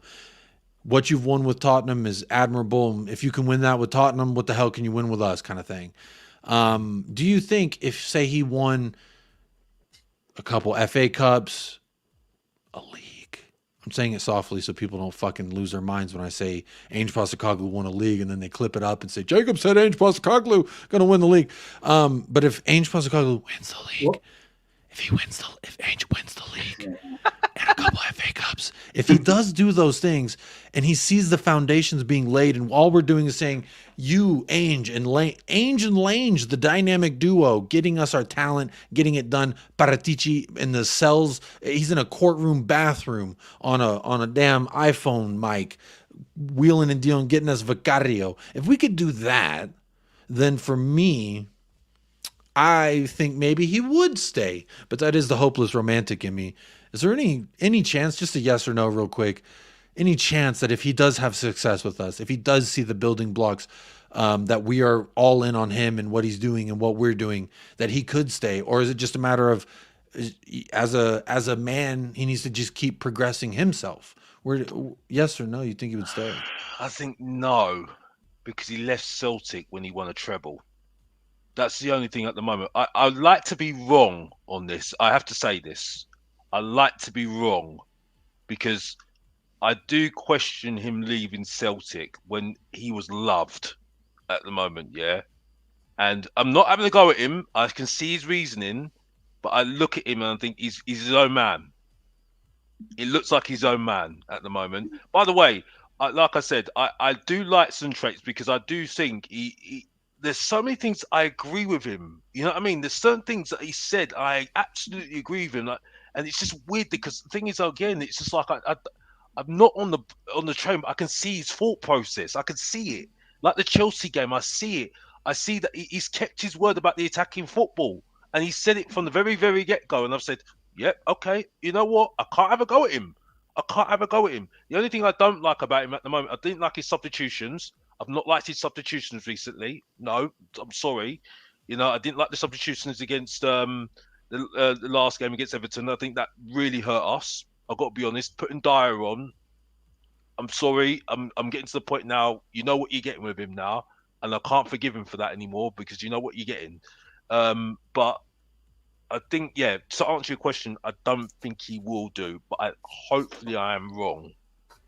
Yeah, because I you know, it'd be nice to have a manager for a long time, but I just think at the moment managers don't stay more than 3 years, 4 years. I don't well, more than 2 or 3 years. I think now.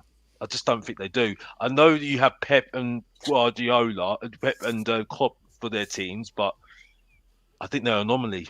I've got to be honest. That's just me at the moment. That's just my feelings. Yeah, But hopefully I am fair. wrong.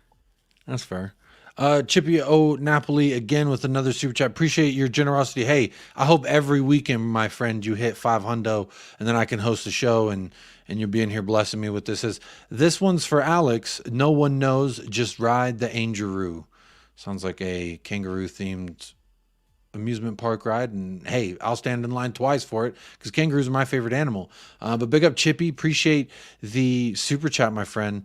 There is a question I saw come in regards to you were talking about his substitutions versus Everton. Kuva, I want to ask you, when it comes to, and then this is a critique that I've heard a few times from different fans, not just you, Alex.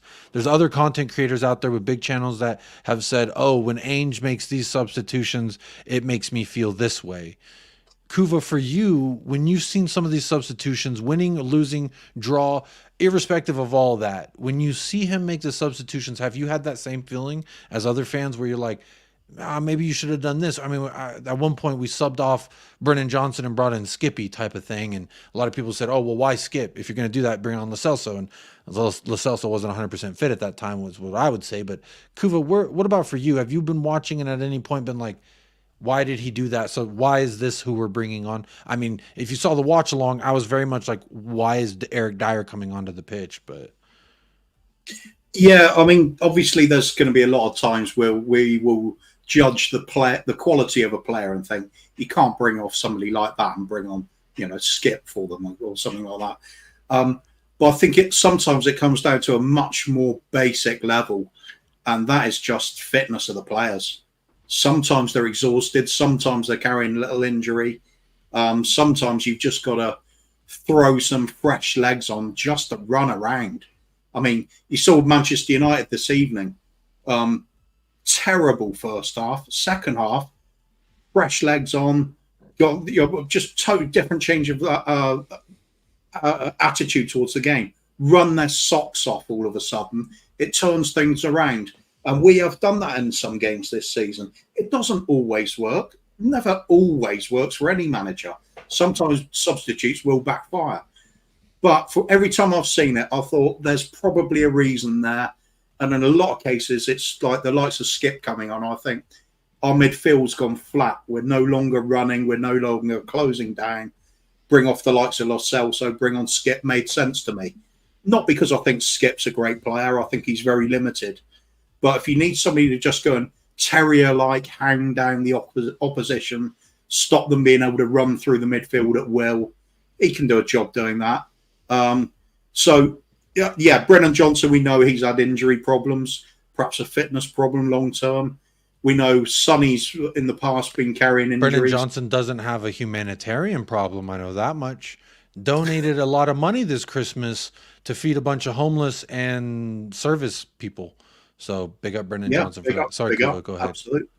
Shaq makes me straight away think of Leo from Mile High Spurs.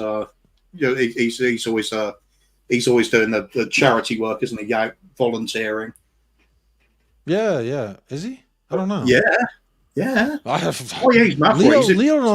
Leo ain't told me nothing like that. I didn't know he's out there doing charity work. He's badass at it. He's employee of the month doing volunteer work. Good stuff. Anyway, yeah, for some of it, a lot of the substitutions, it is just down to you've got to replace tired players sometimes. We're not the only club that's struggling with injuries this season.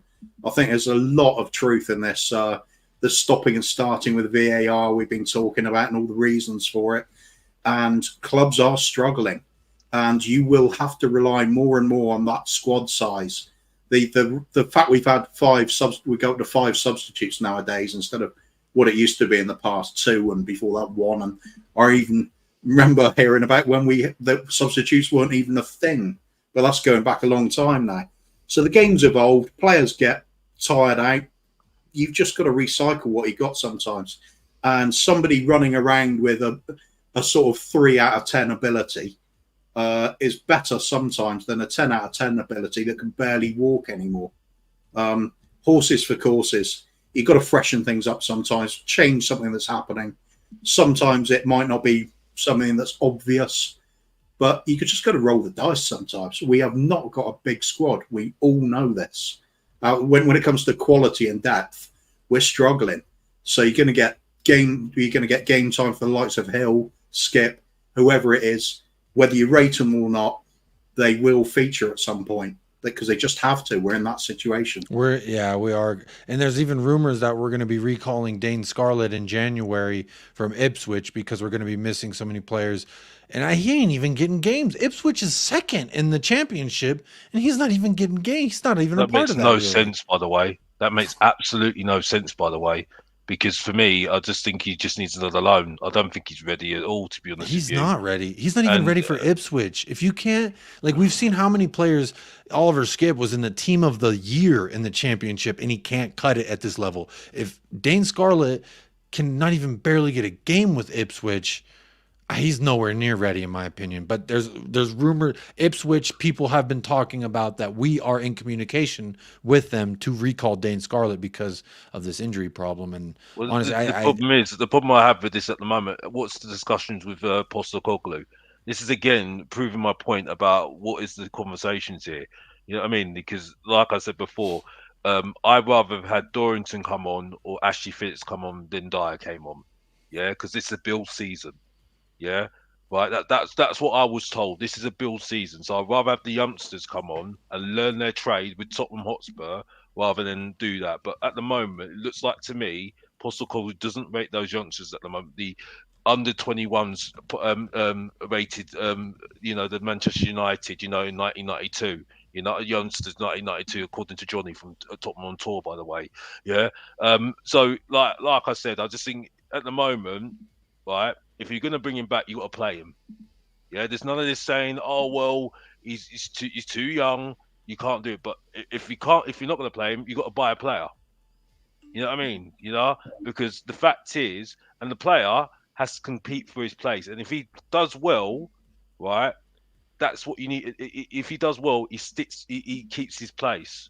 You know what I mean? Because that's what Tottenham Hotspur need to do. And I think even Postecoglou said it as well. There was a question asked about Basuma and his red cards. He said, well, I'm not being funny. He has to learn. Because if somebody else takes his place and they do well, then he's got to fight for his place back then, doesn't he? You know what I mean? So that serves him right for getting the red card. You know what I mean? That serves him right. It's like the whole thing about people saying, oh, when Van der Ven's back, when Maddison's back. Well, that's not a squad. Because what happens is that a player that takes his place plays well, and then that player that's injured needs to fight for their place back. That's what happens in top teams. And even Postecoglou's saying that as well. Again, I'm defending the guy when I don't even like the guy again. You know what I mean? It's fascinating, isn't it, Kuva? It's fascinating, Jacob, isn't it? I'm defending the guy, and I'm not even on the train. You see what I'm saying? Because I see what he's talking about. He's saying the same thing I'm saying. It's fascinating. That sounds to me like, Alex, you're ready to jump into the pool, my friend. And hey, at your own time, no pressure. The water's ready for you, my friend. The difference is we can be told the pool's there, and we will just dive in. Alex needs to be shown the pool, dip his toe in it, check the water temperature's okay. Then he'll go. Then he pulls his thumb, and then he's... Yeah. I'm gonna give it another hour, and then I'll see if I really will recheck the temperature and see what's really going on. Hey, at your own pace, my friend.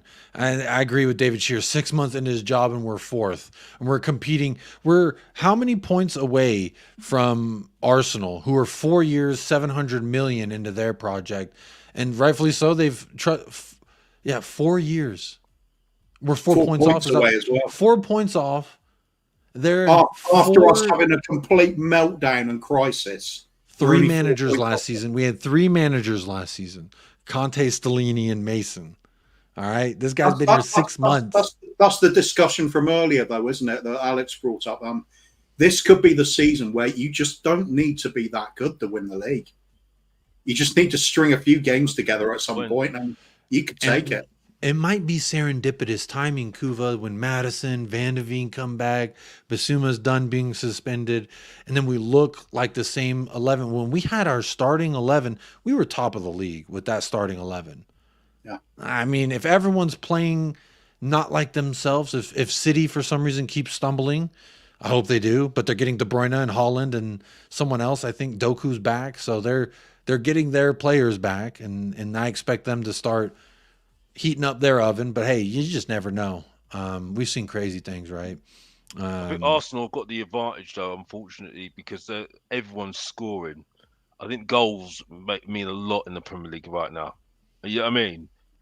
Regardless whatever you think about Arsenal, unfortunately, and someone put my attention to this, the goals that are shared quite massively with Arsenal at the moment. The only player that really is not playing really well is Martinelli. He's been a very big disappointment right now because Richarlison has more goals than Martinelli and Gabriel Jesus. That's shameful. That's shameful. The below average Emil Heskey is better than Martinelli at the moment. Well, I mean, what does that say to you? You know what I mean? Mudryk has as many goals. I think he has more or as many as Martinelli right now. Mikhailo Mudryk. This guy was playing for Shakhtar Donetsk last year. What are we talking about? I called Kulula reject as well, and he's got more goals than him as well. What does that say to you? You know what I mean? You know, we're cooking with hot grease. That's the point. That's the point I'm making. So, but to their credit, Arsenal, the goals have been shared, and that's where they might be at the advantage. With Man City at the moment, they're missing Haaland. Look how they're struggling at the moment. You know what I mean? You know. Goals mean points, and that's it. You know what I mean? Yeah? And Chippy means business, because this is another super chat from Chippy. It says, have another 20. I don't know why. Hey, thank you, sir. You've been blessing the stream. Big up, Chippy. Yeah. Yeah. Well, hey, I hope you win 500 tomorrow on the next bets you place. Adding to what Alex was saying there as well, you also look at the two teams that are currently in the first two positions in the league. Liverpool and Arsenal, what have they got in common? It's that goals against column. Everybody else is shipping goals in. It's been fun, but they're the ones that look really solid at the back still. Despite what people say about Virgil van Dijk, he is still a very good defender. And what's changed with Arsenal this season, as much as I hate it, them bringing Declan Rice in, yeah.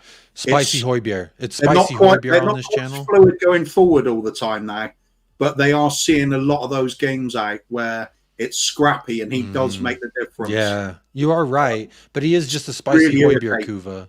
Yeah, so let's just go for this. Yeah, he's a poor man's Højbjerg for sure. No, I say Højbjerg is like a standard chicken sandwich with no mustard, no fixins. And I say Declan Rice is like the spicy version of Højbjerg. He's the same sandwich, just spicy with some lettuce, some mustard, and onions. And everyone's like, "Oh, look at this sandwich, bro! It's the same fucking thing." Declan Rice. We just have to wait for the chicken to slide out because there's too much sauce on that. They also got Saliba. They've also got Saliba. I have to big up Sava for this because Saliba, he says it so well. He's a Rolls Royce of the defender. Yeah, big up Football Heritage, by the way. Because I've had a really good text with him as well, by the way, and I have to thank him because he said Merry Christmas to me, so I have to say that to him as well because I didn't know whether you two had, but I big up to all of. We were just texting yesterday saying Merry Christmas to each other. Good. Because I love you all. by the way. But and make that clear, by the way. I love you all, Saba as well, you and Kuba. But yeah, he says a Rolls Royce of this defender, and he's absolutely spot on. And I'm sorry, I don't care what anybody says. He's better than Romero.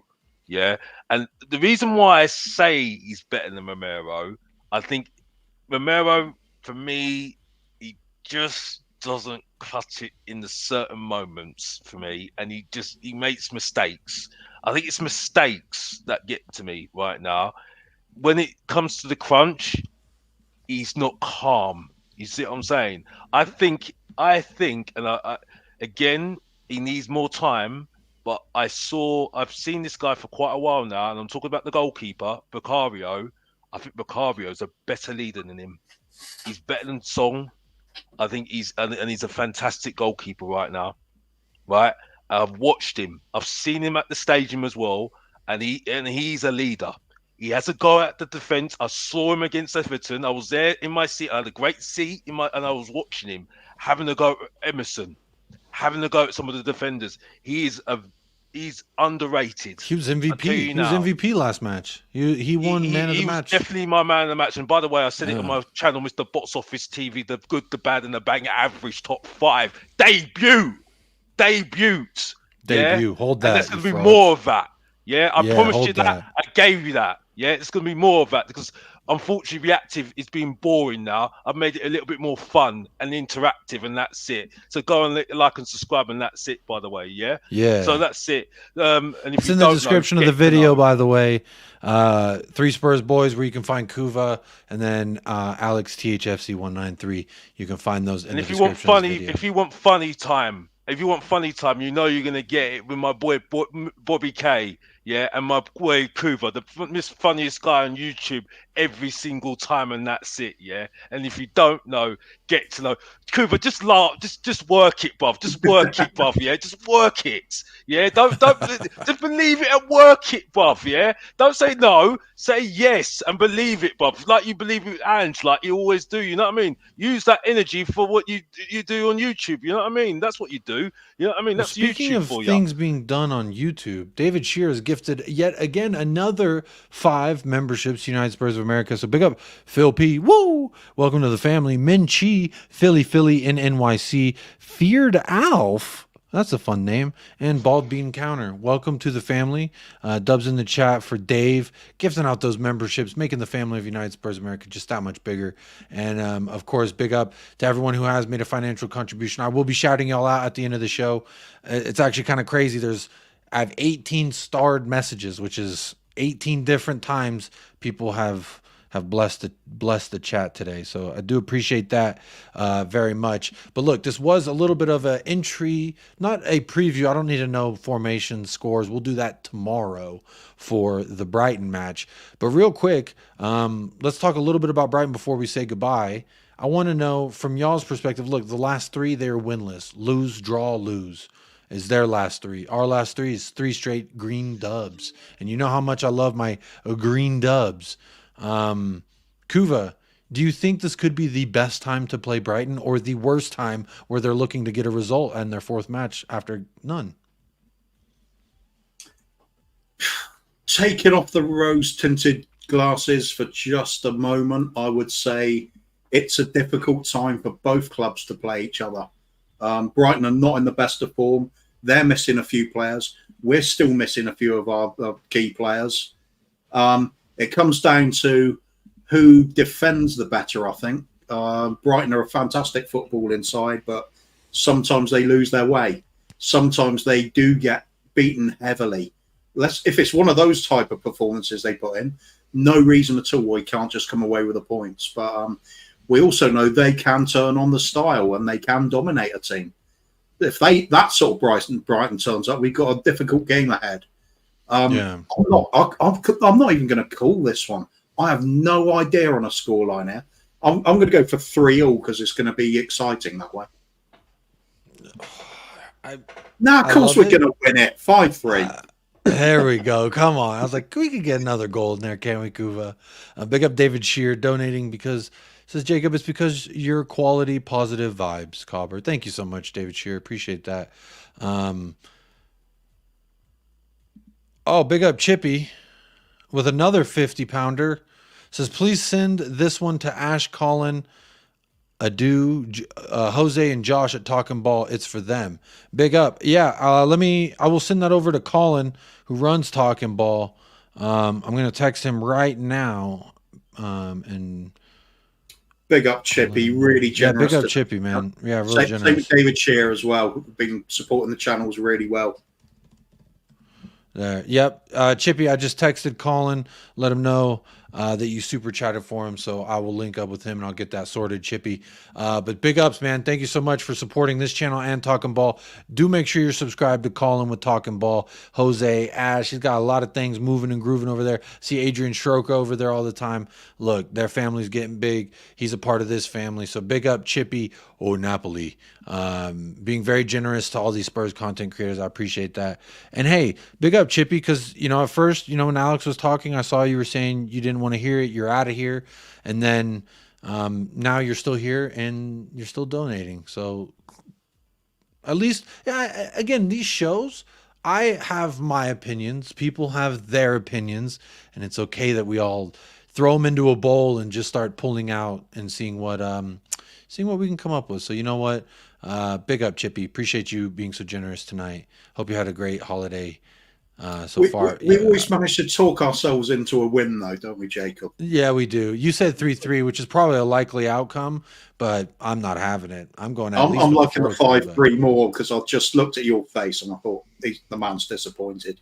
I was. You said that you had us getting a draw, and I'm like, bro, this is not even. If tomorrow you're thinking a little bit more rational, I'd accept it. Well, this is the early prediction, Kuva. This is when I saw James Paratrooper in here. He said 12-1. I'll take a 12-1. Although that's very highly unlikely, I'll take it. But Alex, for you, how have you seen Brighton's run of form as of late? Obviously, winless in their last 3. Robert De Zerbi was the flavor of the year last year. No one could stop talking about Mr. De Zerbi, but now he's had a little bit of a bad run of things. Injuries haven't really helped him out either. Players leaving hasn't really helped him out either. But none of that, I frankly don't give a damn about any of that. I think it just shows you again. I think it just shows you again that managers go through bad spells. And I actually totally agree with what Cooper's saying. I cannot call this game today on Thursday. I think goals are going to be very important. I think it's going to be a draw. I just think we haven't got enough goals in our team to win this game, I think. And I think Brighton will pull something out the bag, I think, for me. That's just my hunch at the moment, because I'm just not too sure at the moment. On Brighton, I just think that at the moment, I think they're just going through some growing pains at the moment. Again, they had no expectations last season, overachieved last season with the manager, and now look at them now, because now expectations now are there. Can they up the ante a little bit? No, you know what I mean, because there's only so much you can do when the expectations are up there. You see what I'm saying? And this is why I say what I say. You know what I mean? Because unfortunately, we're not in the era of players that get better. You don't hear anything about Matoma anymore, don't you? You know what I mean? You haven't heard anything about Matoma. Everyone was talking about Matoma, saying, "Oh, he's this, he's that, he's this." Look what's happened. You know what I mean? No, that's right. And big up Chippy. Another real quick. He just another 50. Look, Chippy, bro, you got to enjoy some of your winnings too. While I do appreciate, man, you're absolutely flattering me. Like the most heavily donated show, I think, on record for United Spurs of America. So big ups, man. First of all, I appreciate you. You're always here. Before you started super chatting tonight, you were always here, hitting the like, talking the talk with me. So I appreciate you. But Dub's in the chat right now for Chippy. Yo, there's 350 donations. That's not to mention the 5 and the 20. And I think there was another 20 earlier. Look, Chippy, I just hope you keep winning, because you know what? If you were a billionaire, the world would probably be a better place, because you'd actually give some of that money to the people who need it. So I appreciate that, my friend. Your channel certainly would. Hey, you might get the intro. Come on back. song. When you become a billionaire, come on back. You can sponsor the show, my friend. We'll work out some kind of Pay sponsorship. for Jacob to not have this blurred camera at the start and the music's Yeah. Oh, ooh, we'll get a multicam system. I'll be like, you know, like in the newsrooms, we're like, in breaking news, this in Kuva. But big up Chippy, my friend. Says, dude, I sold my biz. The nifty fisties are coin. I cashed in. Well, hey, cash in. Keep cashing in. You're talking very nicely to the channel, my friend. You absolutely flatter me. So thank you so much. Really, I'm speechless, my friend. I don't know what to say. I can only say thank you so many times before it's like, I need to link up with me on Twitter or something, man. I would love to send you some merch when we get that going. I've been saying that for about a year now that I want to get merch made. But I think right now the shirt idea I have, I'm just going to put like the United Spurs of America logo on the chest. And then on the back, I'm thinking about having it say, talk to me nicely. I think that'll be a nice little shirt. A little talk to me nicely shirt. But big up Chippy every single time for all the dubs, man. A lot of dubs in the chat tonight. I'm kind of at a loss for words. Don't really know what to say. I've been kind of blown away.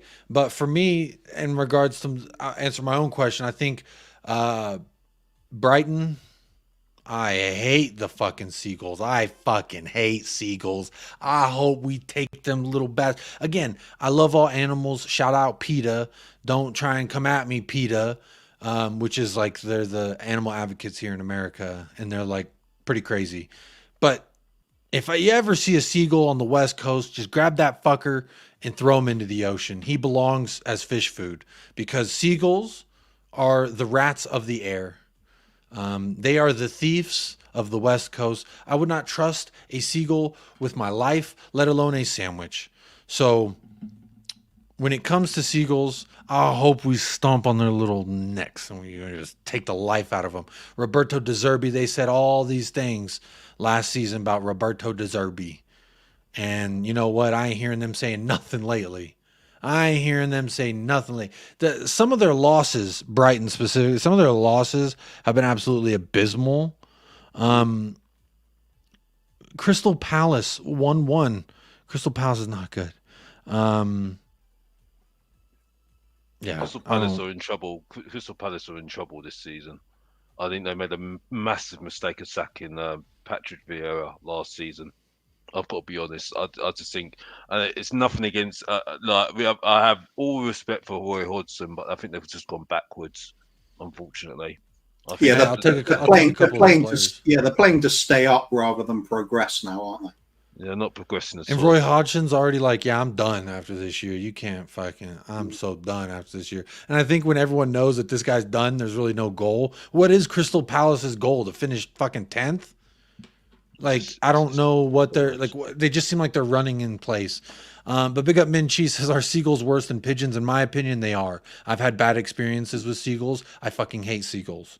But that's just me personally. Some people might be nicer to seagulls. David Shear gifting a United Spurs of America membership. I think that's 11 gifts already. Big up John M in the chat. You've been gifted a membership from David Shear. Big up David Shear. Donna Colin, I think you need a cold shower. Here's one for you, Jacob. Here's one for you then, Jacob. In a cage match, who wins, a kangaroo or 5 seagulls? A kangaroo, 1000%. I put a kangaroo. You're going to say seagulls, isn't it? No, never. I would never No, say I was going to say Cuba. Big tag team going on there with the seagulls. Yeah, I reckon fully grown kangaroo. Yeah, maybe. I suppose if he gets one hit in, he's gonna do some damage. But then them seagulls, they're, like you said, they're an absolute menace. I can understand what you're saying there. To be honest. I hate seagulls so much. Anytime I ever see a seagull, I'm punching. All right, I'm punching. I'm not being nice, lovey-dovey. I'm all lovey-dovey, love, immaculate vibes, this, that, and the other, until I see a seagull. Seagulls are the Eric Dyer of the animal species. You don't want them. They're there, but all they do is cause you trouble. Don't trust the seagulls. So the 2 matches out of the season where we play Brighton, particularly, I need these dubs more than ever. So for me, I say we go out there, put our foot on their neck, and don't stop till that fucking seagull can't fly anymore, the little bastard. You ever seen Finding Nemo as well? They're not... Look, I see someone said something about kangaroo burgers. This channel...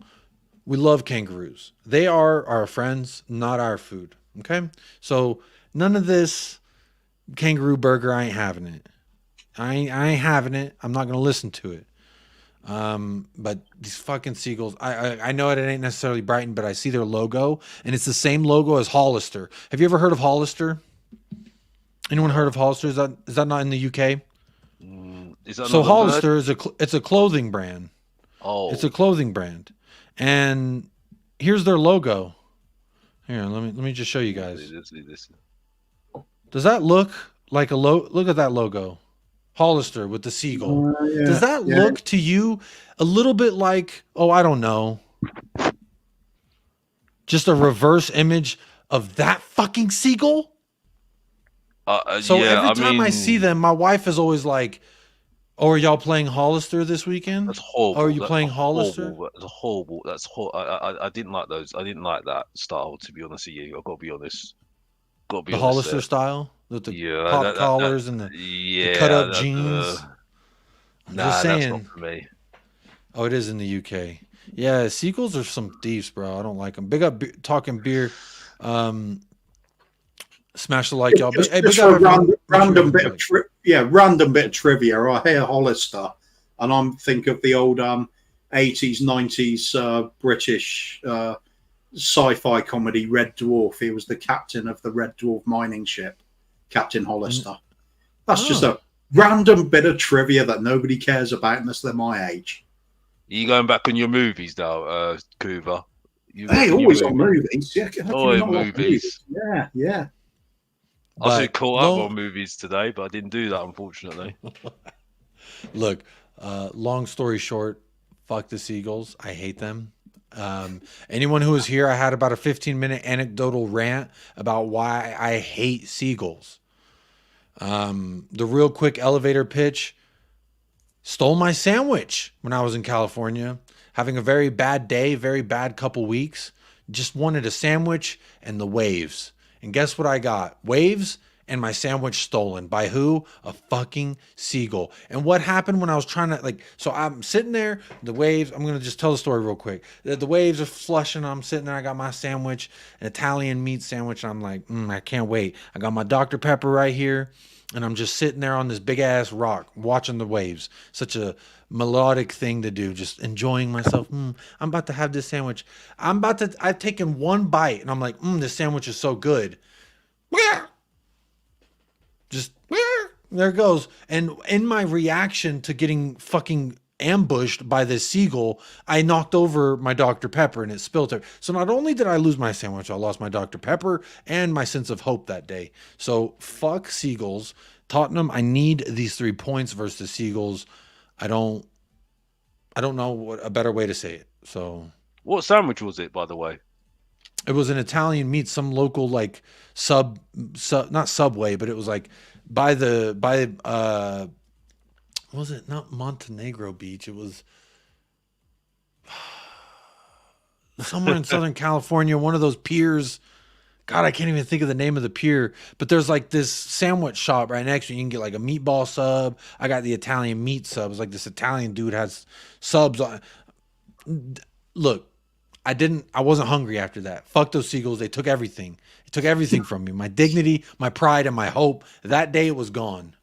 So we're looking at some revenge movie in the making here, aren't we? Yeah. Big up Rich. Big up Jacob. I just joined and you're talking about the seagulls. Yeah. Rich was here for my seagull rant. Again.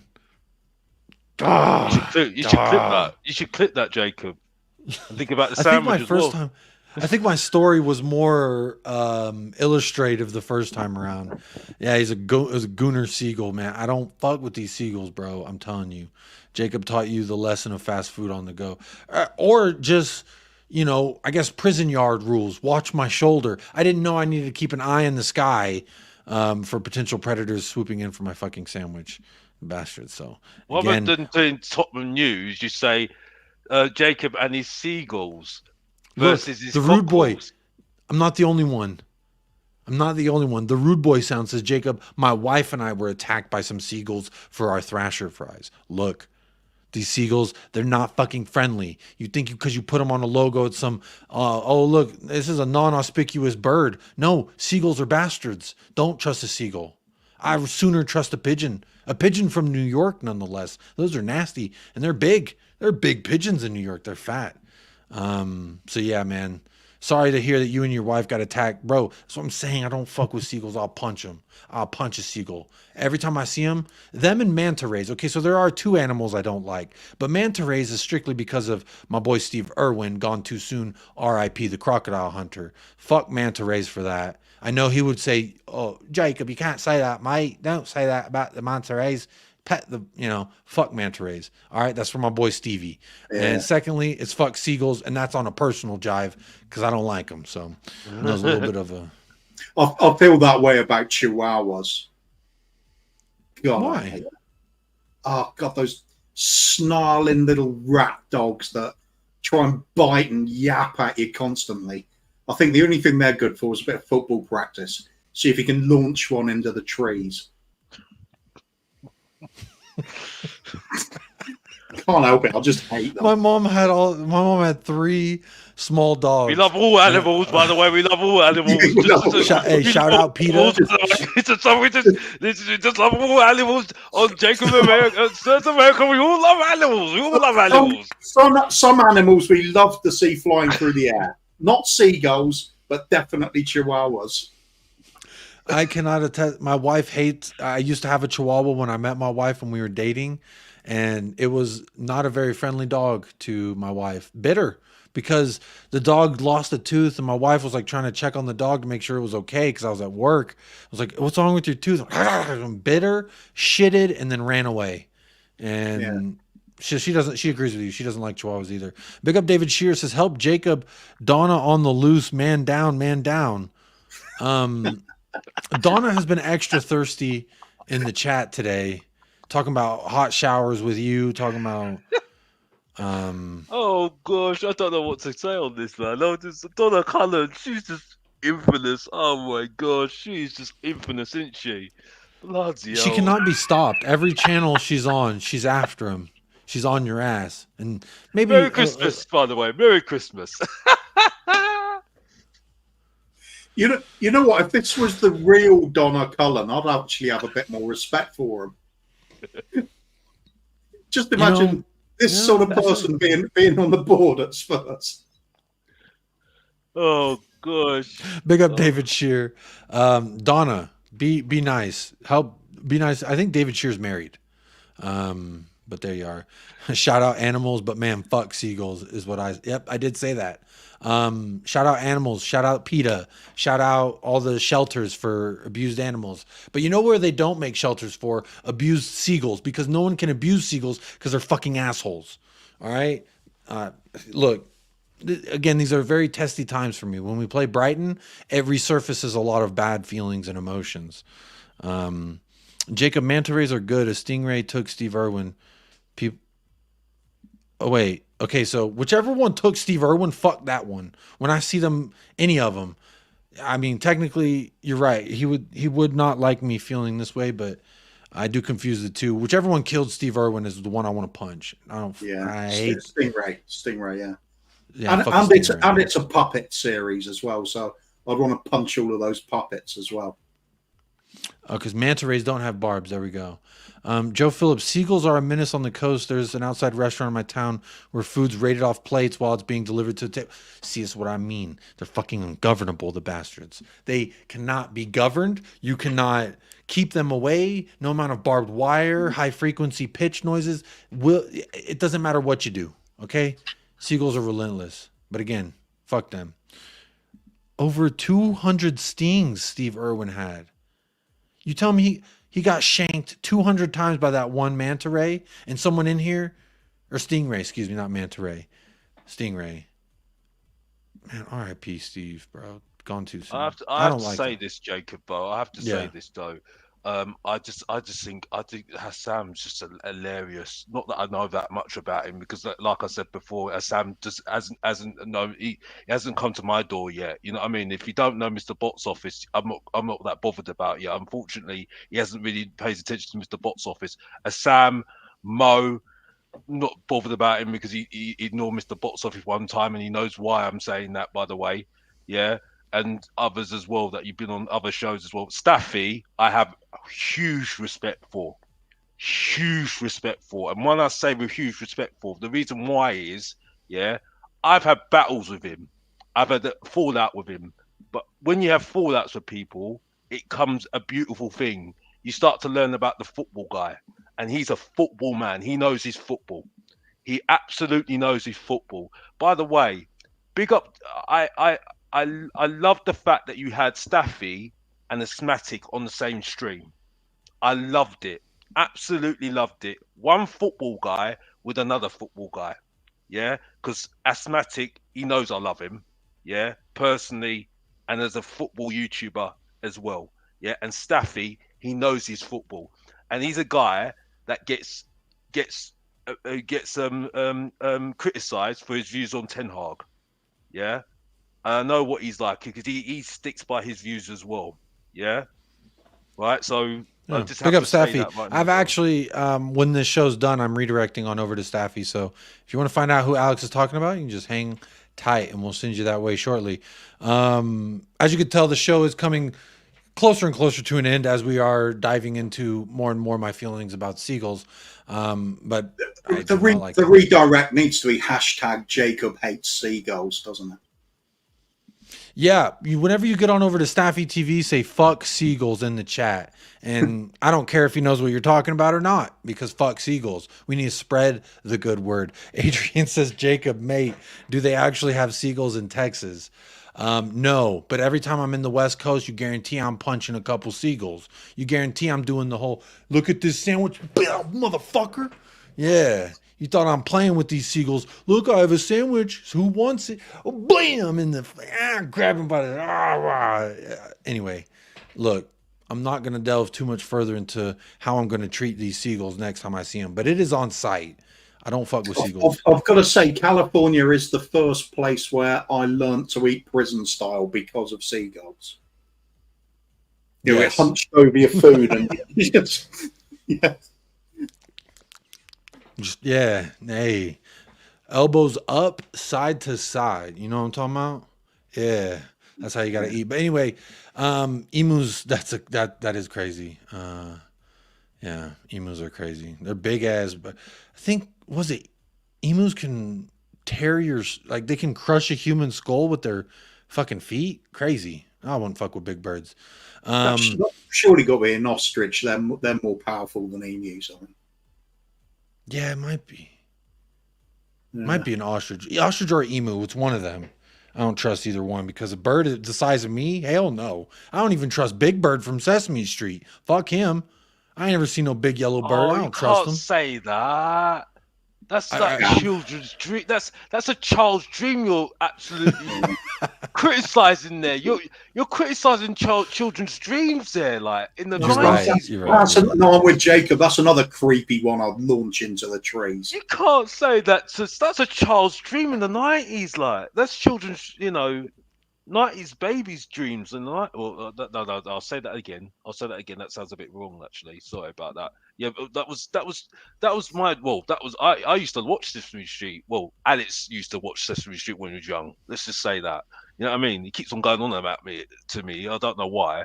You know what I mean? Because I'm not really interested. You know what I mean? But he keeps on going on about it. It was their child's dream. You know what I mean? I think, to be fair, if Sesame Street reran at the moment and the special guest was Mr. Box Office, I'd watch that. Homeless guy living in a garbage can. No wonder we are the way we are. Shout out Oscar the Grouch. And the Cookie Monster. Honestly, the Cookie Monster, I've never felt so in tune with a character before of the puppet persuasion, because the Cookie Monster embodies basically how I feel inside. Just give me more cookies. But big up everybody. Yep, we are ending the show. I will be redirecting over to Staffy TV, so go ahead and like and subscribe over there, or tell them, haha, United, hold that. But if you want to honor me and my legacy, say fuck the Seagulls. And I don't care if he knows what you're talking about, because fuck Seagulls. But before I say goodbye, let me say big up to Alex with Mr. Box Office TV. Big up to Kuva with 3 Spurs Boys. Both links are in the description of this video. So if you are live or on playback, make sure you go like and subscribe to those channels. And before I say goodbye, this is a long list, and I have to shout out everyone for the super chats today, because y'all have been absolutely immaculate tonight. Chippy with 1. That's 2 for Chippy. Then we got Tracy coming in. That's 3 for Chippy. David Shear. Kuva, I may need you to hold up numbers. So that's 1. That's technically 5 gifted. So that's 5 gifts from David Shear. 4 for Chippy. Then we got Christoph with 1. Ash with another. David Shear with, I don't even know how to count this. Is that 1 or is that now 6 for David Shear? Adrian Shia. Christoph with 2. Chang with his 1. Christoph with 3. Adrian Shia with 3. Christoph with 4. Chippy with 5 or 6, 7 now with Chippy, 8 and 9 with Chippy, and then 2 David Shears and a super chat from David Shears. Look, y'all been blessed. Look at all them fucking colors, man. We out here looking like a bag of Skittles. That's because y'all have been so immaculate and so generous tonight. So thank you so much. I just need to give a shout out to a few people as well, right? In the chat. One's Ash, right? I think she needs to come on the show.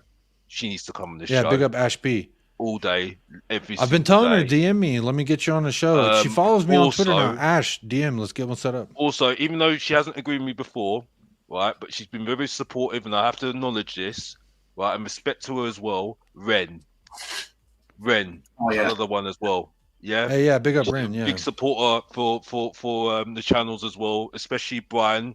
Big up Brian, by the way, from Tottenham on tour. By the way, support every single time for that guy. Yeah, respect to him because he knows Alex. Yeah, and that's it. That's what I need to say, and that's it. And also Chippy, bro, you can have a go at me all day long, but respect to you. You know what I mean? You've apologized and respect to you, mate. You know what I mean? I don't really care. I mean, I'm in mind if you have a go at me, because at the end of the day, it's football. At the end of the day, it's just my opinion on football, and that's it. But I just want to give that shout out to those people, and that's it really for me. And to Scott M for bringing Christmas cheer as always. Big up to Scott M. I think Scott M technically was the first ever Patreon member of the show. So big up Scott M, the first ever person to donate money to the channel. So, so big up to them as well for that. I don't remember what I was saying, but Kuva, do you have any shout outs, or you want to tell people where they can find you next? I can't think properly anyway, mate. I'm still hungover. I'll just be on when this happens, probably. But I don't know when Ben's doing some more broadcasts from the coffee shop. It's Christmas, mate. I'm YouTube somewhere. That'll be where I am. There it is. YouTube somewhere. More specifically, 3 Spurs Boys. Make sure you go and subscribe there. But that's going to do it here for the show. We are on over 2 hours here, and we've had about 150 of y'all for the majority of the show. So big up to every single one of you who have been chiming in, hitting a like, and doing the call of booty, which the call of booty here is very simple. Hit a like, hit a subscribe. Those are free. Partake in the poll. I'm going to end the poll right now. 159 votes tonight, Kuva. 159 votes. 46% says immaculate vibes always. Plus, add 30% to that. 76% saying too blessed to be stressed. So love to see that. 17% says I've been better, but we never stop. And 7% says not great and could use some hugs. Hey, I hope this show has brought you a little bit of football talk, a little bit of fun. That's what it's all about here, and more merriment. So big up to everyone in the chat who voted. I'm ending that poll right now, and I'm going to hit a refresh on the show to see how many likes we have on it. 125. Big up. We got over 125. That's pretty good. That's pretty good on a live show. So big up everyone who did hit that like. It is free. Please like the stream. You know what I mean? For Spurs, United Spurs in America.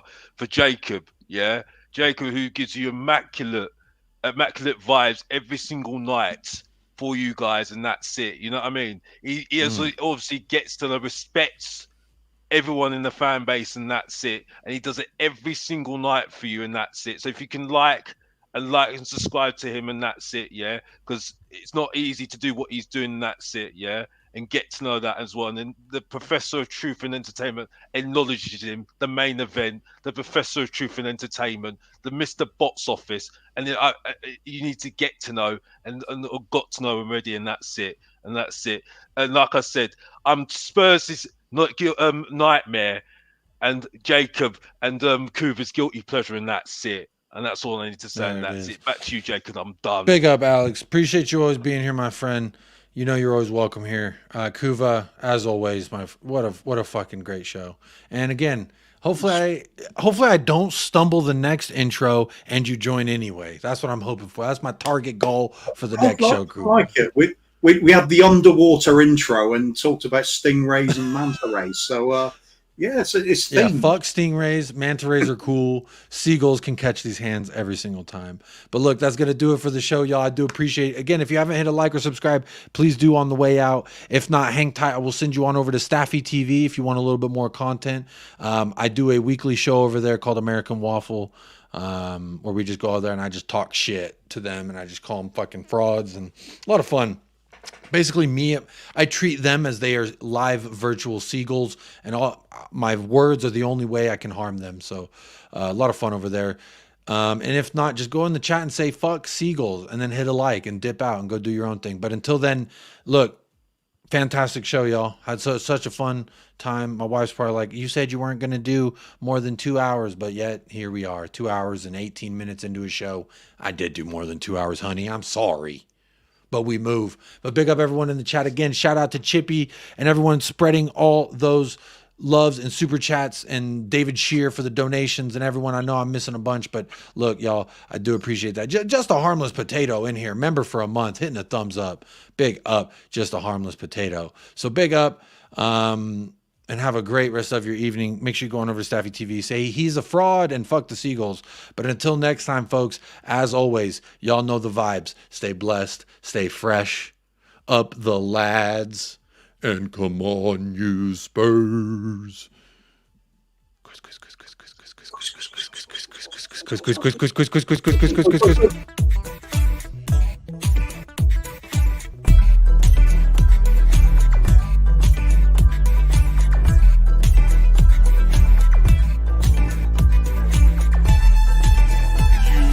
United Spurs of America, with your hosts, Michael and Jacob.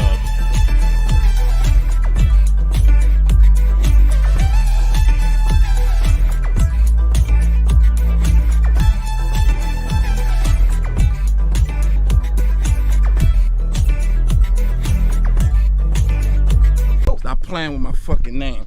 I'll drill y'all. Stop playing with my name. I ain't gonna say it.